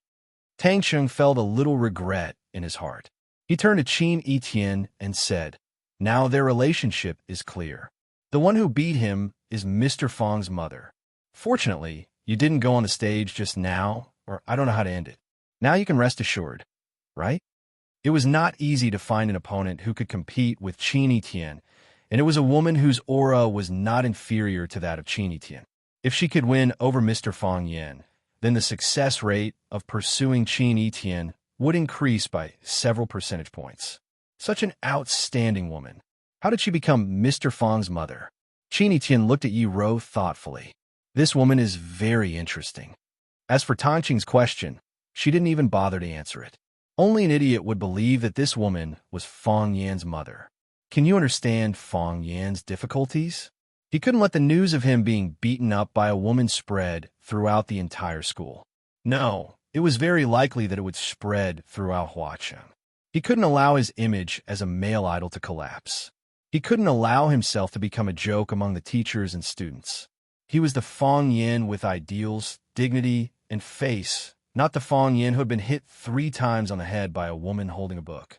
As a teacher, Fong Yin was too embarrassed to punish his students in this way. Yi Ro, that woman, of course, she had done worse things, so it was not difficult for Fong Yin to accept. If it weren't for the humiliation, if it weren't for the fact that he didn't want to be beaten up by Yi Ro every year in front of the elders and juniors of the Fong and Yi families, and if it weren't for the fact that he didn't want to become a joke of the other families again, they would greet each other by asking, "Is Fong Yin awake today?" If it weren't for these reasons, why would he run away to be a teacher? But weren't there too many people today? Wasn't the scene a little too grand? Forced to do so, Fong Yin had to use this ultimate move. Men were bitter and tired. Men worked hard to earn money to support their families, but they were often punished to kneel. If it was the wife who hit the man, others would think that the man was really a grandson. If it was the mother who hit the man, others would think that the man was really a filial son. The reason why Fong Yin called Yi Ro mom was actually to make others misunderstand that it was a family conflict. Besides, wasn't it a natural thing for a mother to hit her son? When they secretly talked about how pitiful Mr. Fong was, they would also add, Mr. Fong is really a gentle and filial man, right? Mom! The smile on Yi Ro's face instantly became extremely stiff. Because of the anger and shyness, her ears were smeared with a layer of red. Obviously, she didn't expect that Fong Yin would fight back in this way. Fong Yin, it seems that you haven't changed a bit after not seeing you for a long time. Yi Ro stared at Fong Yin fiercely and said in a cold voice, You haven't changed a bit either. You used to hit me, and you still hit me now, Fong Yin said. After saying that, he remembered that there was a loudspeaker on his collar, so he quickly turned around and waved to the students under the stage, saying, Class dismissed, students dismissed. Go back and have a good rest. No one left. Not a single person left. Everyone sat quietly and looked at Fong Yin expectantly, waiting for the development of the story. Yes, Fong Yin didn't see it wrong. They were indeed expectantly. Their eyes were shining as if aliens were about to appear. Fong Yin felt very hurt. Usually, these guys kept saying that they liked Mr. Fong the most. Now, when Mr. Fong was in trouble, they didn't ask for their help, but just wanted them to leave quietly. They couldn't even do such a small request. Some bastards even raised their mobile phones to take pictures of him. Bastards? What do you mean by taking pictures? How can you take pictures of such an embarrassing scene? If you don't go, I'll go, Fong Yin said angrily. He turned around and was about to leave. The sooner he left, the better. Staying here would only make him more embarrassed. Click! The slender high heels on Yi Ro's feet moved a step and once again blocked Fong Yin's way with her tall and exquisite body. Fong Yin raised his eyebrows and said, Mom, I know you have some misunderstandings about me. Can we talk about these things at home? There are all my students in the audience. Won't we be a joke if we stand here and make a noise? You used to call me stinky bitch, but now you call me mom. Yi Ro sneered. You've been a teacher for a few months. Have you become more civilized? Stinky bitch? What's stinky bitch? Fong Yin said in a low voice. He turned off the loudspeaker so that those guys in the audience wouldn't hear their conversation. When did I call you stinky bitch? I don't remember this kind of thing at all. A good man doesn't fight with a woman, and a good dog doesn't stand in the way. That's what you said, right? Did I say that? Fong Yin thought about it seriously and said, Maybe you did. We have a dog at home, and it always stands in my way. That dog is called Wenro, Yi Ro answered. I've seen it. I've even fed it meat buns. Fong Yin was furious and said, Who gave it this name? How could such a mighty and domineering dog have such a feminine name? I clearly named it Dongmin Chuexiu. Miss Yi, I think there are a lot of misunderstandings between us. Go back with me, and I'll explain it to you. If you're not satisfied with my explanation, you can hit me again, okay? Now you want to explain? Yi Ro looked at Fong Yin with a sneer and said, You ran away from home and abandoned the annual competition agreement between the Yi and Fong families, leaving me to deal with it alone. Why didn't you think of explaining at that time? Write a letter and ask someone to send it to me. Stinky bitch, an old man doesn't fight with a woman, and a good dog doesn't stand in the way. I left and never saw you again. This was written by you. I didn't miss a word, did I? Why didn't you think of explaining at that time? You scolded me as the ugliest woman in Yin Jing, the leader of the Yiksha clan, the first honorary president of the International Union of Ugly Women, and I didn't need makeup to act in a horror film. You said you never worried about the World War, but worried that I couldn't get married. You raised a Pekingese and named it Yi Ro. When you were free, you threw your dirty shoes and stinky socks out and let pick them up. You call me mom in front of so many people. Do you think I'm a fool? If I'm not stupid, why would I give you a chance to explain? Fong Yin looked at Yi Ro shyly and said with embarrassment, You know all these? Is there anything else you want to add? Actually, Your summary is very complete, Fong Yin said. Can you tell me who betrayed me? And then, I'll beat him after I'm beaten. Fong Yan's tone suddenly became murderous. Is it Fong Yingxiong and Fong Haohan? I knew they didn't have good intentions when they came to Flower City to find me. Maybe they're the spies you sent. Yi Ro smiled and looked at Fong Yin. Fong Yin, after so many years, you must not know a secret. What secret? I like you when you're shameless. Fong Yan's heart thumped wildly as he asked in pleasant surprise, Is what you said true? Of course, Yi Ro said. In that case, I won't feel guilty when I beat you. I feel sorry for myself if I don't beat you. Can you understand this feeling? As soon as Yi Ro finished her words, she leaped into the air and grabbed at Fong Yan's neck like a dragonfly, playing with a cat or an eagle fighting tiger. Fong Yin turned his body and quickly dodged Yi Ro's attack. Yi Ro's ability to stay in the air was very strong. When her right hand missed, she waved her left hand again. With his right foot as the center, Fong Yin fled to the periphery in 360 degrees. Yi Ro's hands attacked quickly, dazzling people's eyes. Fong Yan's body spun like a tornado, making people unable to tell the real body from the illusion. Spin. Spin again. Plum blossom steps, cross doppelganger steps, drunken crane riding the wind. Fong Yan's chest was punched by Yi Ro. His body flew backward and crashed into the wall behind the curtain. Crack! Yi Ro landed on the ground with one foot and then leaped into the air again with her high heels. She chased after Fong Yin. Her feet turned into spears and kicked at Fong Yin as fast as lightning. Bang, bang, bang, bang, bang. Fong Yan's body was hit by Yi Ro's cloud-piercing kick. His body rose infinitely and hit the high dome of the auditorium. Clang! Fong Yan's head went through the glazed roof. Half of his body was outside, and the other half was swaying below. There's a hole in the roof. Some students exclaimed.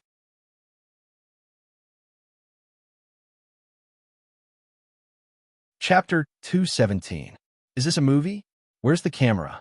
I already knew that our teacher Fong would enter the entertainment industry one day. This isn't a dream, right? Pinch me. F***CK. Which son of a bitch pinched me? Mr. Fong, is he still alive? If the scene of Yi Ro hitting Fong Yan's head with a book was just an appetizer, what they saw now was the real feast. It was wonderful. It was exciting. It was violent. It was fantastical. It was dangerous. And it was so beautiful. They were worried about the safety of Fong Yan. They strongly condemned the violent behavior of the woman in black in their hearts. However, they really wanted to continue watching. What would the next plot be like? Would the woman in black continue to fight and cripple Mr. Fong Huahua and make him unable to lift his head for the rest of his life? Would Fong Yin fall to the bottom of the valley and turn into a super scion, beat the woman in black violently, take off her high heels, tear her black leather coat, and hang her on a roof to bask in the moonlight? It was so exciting to think about it. Yi Ro's body landed lightly on the ground. She was not in a hurry, as if there was a breeze and white clouds around her feet. Click! The slender and sharp high heels on her feet made a crisp and sexy sound when they nailed to the ground. The scarf on her neck was still flying with the wind. Her short black hair was moving up and down, making her look free and easy and handsome. Yi Ro looked up at Fong Yin, who was hanging on the roof, pretending to be a mummy, and shouted, Fong Yin, come down. No one answered. Do you think playing dead will work? Yi Ro said with a sneer. Crack! Fong Yin's body fell from the roof, which made the audience scream again and again. Fong Yin stretched out his hand and combed his hair. His hairstyle, which he had specially taken care of before class and had applied a lot of hair gel, looked more supple and stylish. Just now, when he had used his head to drill through the roof, although he had pierced through the roof, his hair had also been flattened. You may never know what hairstyle means to a man, especially a man who is not good-looking. Don't laugh. Women are the same. Fong Yin tidied himself up and looked at Yi Wen shyly. I didn't expect that I couldn't fool you even with this. You know how to use drunken crane riding the wind, but I'm more familiar with it than you are. Trying to show off in front of an expert, you're really seeking your own death. Just now, when Fong Yin was running in circles, he accidentally used drunken crane rides the wind. In other people's eyes, this was a mysterious footwork, which could be used to escape or kill enemies. However, this move gave Yi Ro a chance to attack. Just as Yi Ro had said, Fang Yin knew drunken crane riding the wind, but Yi Ro was better at it than him. The creator of drunken crane riding the wind was the old drunkard. Fang Yin and Yi Ro had learned this unique skill from him. Although Fang Yin had learned it and was proficient in it, he didn't know it as well as Yi Ro, who often drank and practiced with the old drunkard. Yi Ro dissected drunken crane riding the wind's 36 big steps and the 81 small steps contained in it like a butcher dissecting an ox. A genius girl naturally had her own strengths. In Yi Ro's eyes, Fang Yin's movements were full of flaws. This was also the reason why she kicked Fang Yin away with her cloud steps. Fang Yin smiled awkwardly and said, "I get nervous when I see you. I'm so nervous that I forget my opponent is Yi Ro. If this is all you have, the chance of you escaping from Chiba Bing Sword is almost zero," Yi Ro said with a sneer. "You'll be the first person he kills when he travels to Hua Xia's North Star Sword. Shouldn't I congratulate you? Yi Ro, don't think that I can't beat you. Then come." Yi Ro waved at Fang Yin. Fang Yin's legs were staggered, and his body was slightly short. His two arms were wrapped around each other, as if he was holding a huge, transparent goldfish bowl. He practiced stance before boxing. This was the Fang Plum Blossom stance. In Fang Yin's eyes, drunken crane riding the wind was better at close combat. However, because his opponent was Yi Ro, a woman who was better at that kind of footwork, he could only give it up and choose the more stable Fang Plum Blossom steps. People who practiced martial arts placed great importance on stance. If you practice boxing without martial arts, you'd end up with nothing. The skill mentioned here was referring to the stance. In other words, stance, an unstable lower body, was a big taboo, as it could create opportunities for the opponent. If you weren't careful, your head would be smashed by a punch. Therefore, Fang Yin, who had high hopes from his family when he was born, started practicing stance the moment he learned how to walk. Plum Blossom steps was what he was most familiar with and understood. Years of practice and comprehension had become part of his body's footwork. Even when he was walking, he couldn't help but use the steps in Plum Blossom steps. Fang Yin crooked his finger at Yi Ro, indicating that she should attack this time. Yi Ro didn't stand on ceremony. With a tap of her toes, she leaped up again. Yi Ro was tall, but her movements were extremely agile. When she flipped and rolled in the air, she looked like a sparrow, which earned her the nickname Nine-Heaven Sparrow. More importantly, her ability to stay in the air was very good. Some people said that the highest level of Tai Chi was to merge one's body with nature, becoming one with nature. Yi Ro entered the Tao querying realm at a young age. Her body was like the wind, the moon, the mountains, the rivers, and the seas. She could be small or big, high or low. Even now, it was still a legend in the circle. This was also the reason why Yi Wen-ro, who was at the Tao querying realm, could easily beat Fang Yin up like a dog in the annual competition between the Yi and Fang families. Under Yi Ro's pressure, Fang Yin finally entered the Tai Chi realm with the honor of being the youngest in the family. He had thought that the two of them could be evenly matched. If Fang Yin performed well, he could even break Yi Ro's winning record. To his surprise, perhaps because he was too nervous or there was something wrong with his cultivation method, the Tai Chi whirlpool that flowed like spring water suddenly stopped and disappeared. Fang Yin couldn't feel the heart of Tai Chi at all. Without the heart of Tai Chi, how could he enter the Tai Chi realm? In this case, if Fang Yin fought, he would definitely die. So, he ran away shamefully. Whoosh! Yi Ro leaped into the air and stood upright at a 90-degree angle. From top to bottom, she stepped on Fang Yin's head with the force of Mount Tai. The slender, high-heeled shoe was like a sharp blade that could cut through iron like mud, stabbing fiercely and rapidly at the top of Fang Yin's head. She knew that Fang Yin's Tai Chi cultivation was not shallow. If he didn't have some strength, it would be impossible for him to enter the Tai Chi realm that all martial artists yearn for. Therefore, she didn't plan to fight with her face-to-face, which would waste too much time. Instead, she pressed down from above and beat him down with a violent method that was far beyond his strength. This was also her first choice when she bullied and humiliated Fong Yin countless times. Of course, sometimes when she was really annoyed, she would also play some tricks.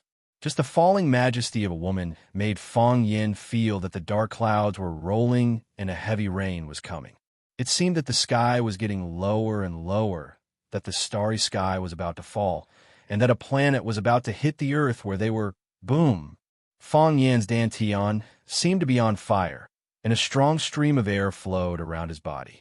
It flashed like an electric shock, and then everything went back to normal in an instant. The heart of Tai Chi was activated again, and the Tai Chi realm appeared again. Without looking up, Fong Yin could clearly see Yi Ro's attack and the distance between her pointed high-heeled shoe and his head. He didn't need to look far to see the contradictory expressions of panic and excitement of the students in the audience, and even the students breathing in uncontrollable praises. That woman is so cool. God descends to the world. She jumped so high.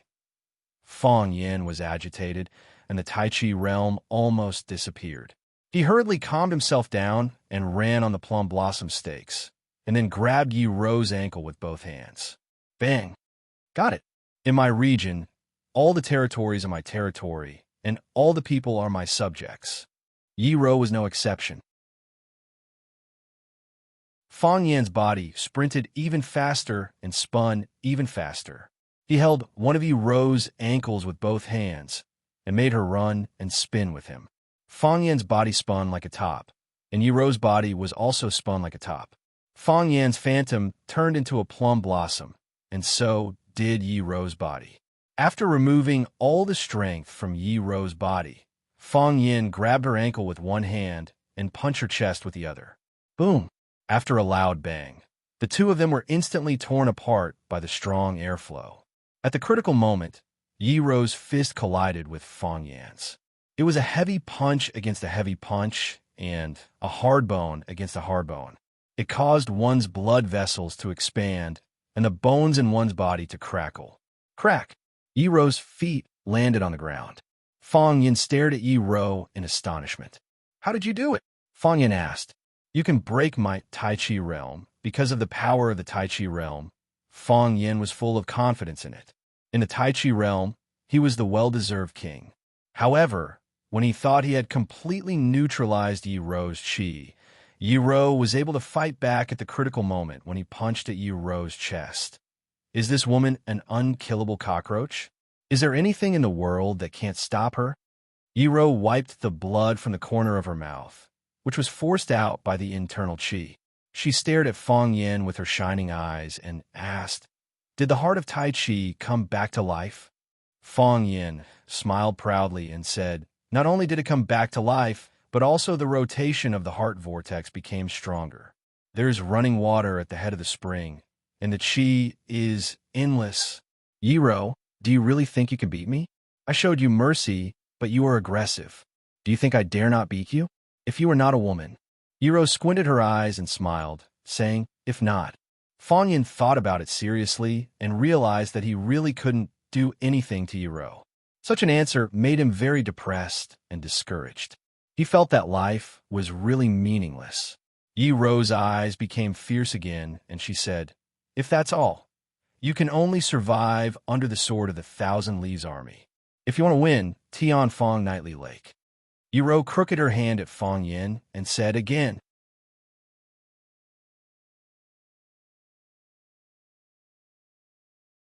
Chapter 218. It looks like this woman isn't Mr. Fong's mother. Tang Xing finally realized something was wrong and said, We were deceived by Mr. Fong. Qini Tian was speechless. It's not us who were deceived by Mr. Fong. It's you idiots who were deceived by Mr. Fong. Okay? I didn't believe it from the very beginning. Chiba Kaori turned to look at Qini Tian and asked in English, What happened? This woman, why did she come and beat up Mr. Fong Yan in front of so many students? Isn't that a very rude thing to do? Chiba Kaori didn't understand Huaxia's language and couldn't hear the conversation between Fong Yin and Yi Ro on the stage, so she didn't know that this matter was closely related to her father, Chiba Kaori. This is a free sparring session between martial artists of Huaxia, Qin Tian said. Killing a person every 10 steps, unstoppable for 1,000 miles. Fencing, chivalrous, fearless. This is the demeanor of a true martial artist. Tang Chung didn't think so. It was obvious that Teacher Fong had done something shameful, and the girl came to his door to retaliate by beating him up. Beauty is in the eye of the beholder. This saying was true. Mr. Fong was beaten up like this, but in Qin Etienne's eyes, it was still a sparring session. Was there such a hero? Of course, Tang Xing wasn't stupid. He wouldn't expose Qin Etienne's disguise in front of his international friends. He leaned back and spoke to Chiba Kaori with Qin Etienne between them. Martial artists value freedom the most. Freedom of thought, spirit, and behavior is the only way to become a true martial arts master. It was normal for martial arts practitioners to draw their swords to lend a helping hand when they saw injustice. Fighting over a disagreement was a common occurrence. It doesn't matter to them where they fight or who the spectators are. Seeing Qin Etienne glance at him, Tangxing's heart beat faster. He said, Teacher Fong Yin is an extremely rare Tai Chi master. After his deeds spread, it's natural that some people came to challenge him, because Huaxia is a country where everyone loves martial arts. Thank you, Tang Cheng, Chiba Kaori said gratefully. Understand, because of Teacher Fong Yan's reputation, there will always be people coming to challenge him, right? She thought of her father.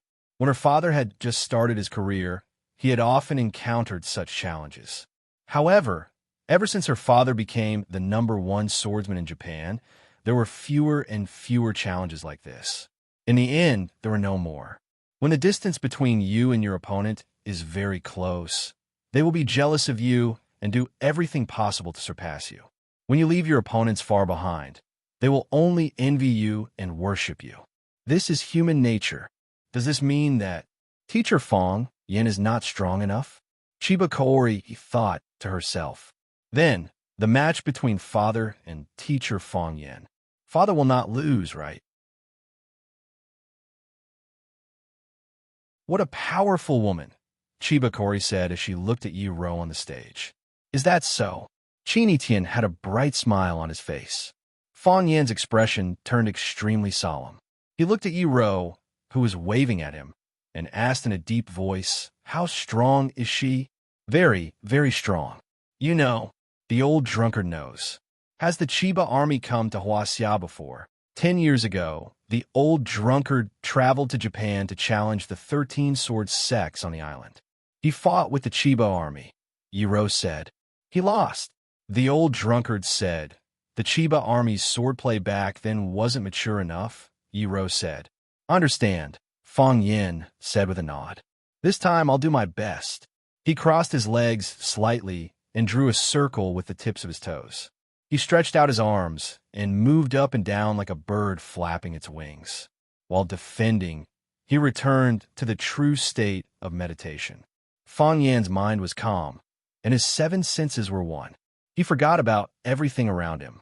This wasn't a student's classroom, and he wasn't standing in an auditorium with hundreds of people. He was on a flat grassland. He was on a dangerous mountain peak, where he could reach out and pick up the sun and the moon. He was on the bank of the Yangtze River, and he was on a vast beach. He forgot himself. He forgot who he was, what he came for, and why he left. He didn't know how to scheme or plot. He didn't ask for the cause or effect. He and Tai Chi became one. I am Tai Chi this time. Fong Yin chose to take the initiative to attack. He used the Fong Plum Blossom steps and circled around Yi Ro. He walked faster and faster, and his body gradually became illusory like a phantom. The arc of his arms also moved faster and faster, like a fan with the highest horsepower. If one paid close attention, they would find that the track of Fong Yan's running was a circle, and the angle of his arms was a circle. There was no circle, no Tai Chi, and Fong Yan and Yi Ro formed the yin and yang of Tai Chi. Their feet landed silently, and the white smoke rolled. The light above their heads was still so bright. However, in front of everyone, under the eyes of countless people, Fong Yin and Yi Ro's bodies disappeared just like that. They formed a circle and were enveloped by a substance that was unknown whether it was dust or white gas. It was airtight. The audience didn't understand what had happened at all, and they also felt that the plot was getting worse and worse, because they couldn't understand it or see it clearly. It was still as wonderful as the punches they had seen before. It was even worse than the scene where Yi Ro hit Fong Yan's head with a textbook. What on earth are they doing? Just as everyone was looking on in bewilderment, the sound of a huge explosion suddenly and violently rushed into their ears. Boom! The white smoke dispersed. Everyone felt their eardrums hurt. Fong Yan and Yi Ro finally appeared in front of everyone again. What was different was that Yi Ro stood still while Fong Yan was pushed to the corner of the wall several meters away by the curtain. Fong Yan's mouth and nose were bleeding, and he seemed to be seriously injured. That's it. This stunt is too fake, isn't it? Is this the legendary big gas explosion? If it weren't for the weird and depressing atmosphere, some people would have jumped up and said that they should change the channel. What the hell is this? Is that all? Yi Ro looked at Fong Yan in the distance and said, "The law of integration of yin and yang in the Tai Chi state. Is that all?" Fong Yan's mouth and nose were bleeding, and his heart was bleeding. He did use the law of integration of yin and yang in the Tai Chi state.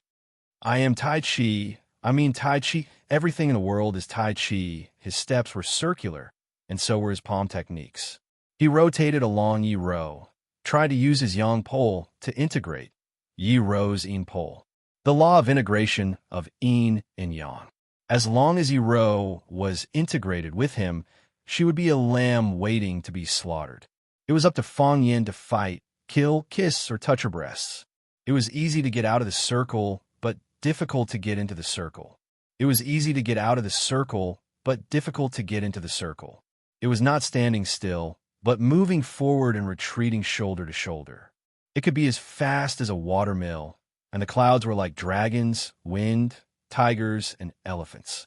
It sounded profound, but in simple words, Fong Yan wanted to encircle Yi Ro with the Tai Chi circle, so that the two of them could be integrated into a circle, and then he could control and molest her. Oh, he didn't molest her. As a result, Yi Ro refused Fong Yan's integration and slapped him in the face. The yin pole was too strong, and the yang pole was too weak. Facing a tough woman like Yi Ro, Fong Yan was in so much pain that he wanted to hit his head against the wall. Only aliens can deal with her, right? Fong Yan thought. Yi Ro raised a finger to Fong Yan and said, "Congratulations, you have a chance to win." Again, Fong Yan said fiercely, wiping the blood from the corner of his mouth. This time, he still took the initiative to rush toward Yi Ro, who was standing still in the center of the circle. Boom! Fong Yan flew out again. His back hit the desk on the stage that was used to hold the textbooks. Before the desk could fall, it was already broken into pieces, wooden pieces flying everywhere. 2 chances. Yi Ro stood still and raised 2 fingers to Fong Yan. Fong Yan jumped up from the ground like a carp and pounced on Yi Ro again. Boom! Fong Yan flew out again. Clang! His body slammed into the wall of the auditorium, creating a hole in the thick wall. Sand and dirt fell as if it had just experienced a slight earthquake. Fong Yan's hair was messy, and his clothes were ragged. There were numerous cuts on his face and body, which made him look miserable. He leaned against the wall and gasped for breath. The corner of his mouth was still bleeding. His nose seemed to be cut open, and the blood flowed out more rapidly. He couldn't move, and he didn't want to move. Yi Ro finally left her original position. She took a few steps back and retreated to the edge of the stage. She looked at Fong Yan and stretched out 3 fingers. Her voice sounded cold and inhuman. She said, 3 chances, but only 3 chances. Fong Yan, you are too weak. She picked up the language textbook from the ground. It was taken from a student's desk when she wanted to knock Fong Yan's head. With a light tap of her toes, she leaped off the stage. She looked like a beautiful black butterfly. She put the textbook on the boy's desk and said, "Thank you." Then, under the gaze of countless people, she held her head high and walked toward the entrance of the auditorium in her high-heeled shoes with slender and sharp heels. Cluck, cluck, cluck. The sound was crisp and sweet. Every sound seemed to knock on the hearts of all the people present. Wha! The door of the auditorium was opened. Bang! The door of the auditorium was closed again. Vomit! Yiro couldn't bear it anymore. She spat out a mouthful of blood. In the school field, in a place where no one could see. You're tuning in to the Romance Rendezvous YouTube channel. We're so grateful for your support, and don't forget to subscribe to join us on this incredible journey through captivating stories. Your generosity through donations truly makes a world of difference, as it's the primary source of revenue that allows me to expand and enhance this channel for you. Thank you from the bottom of my heart for being a part of this adventure.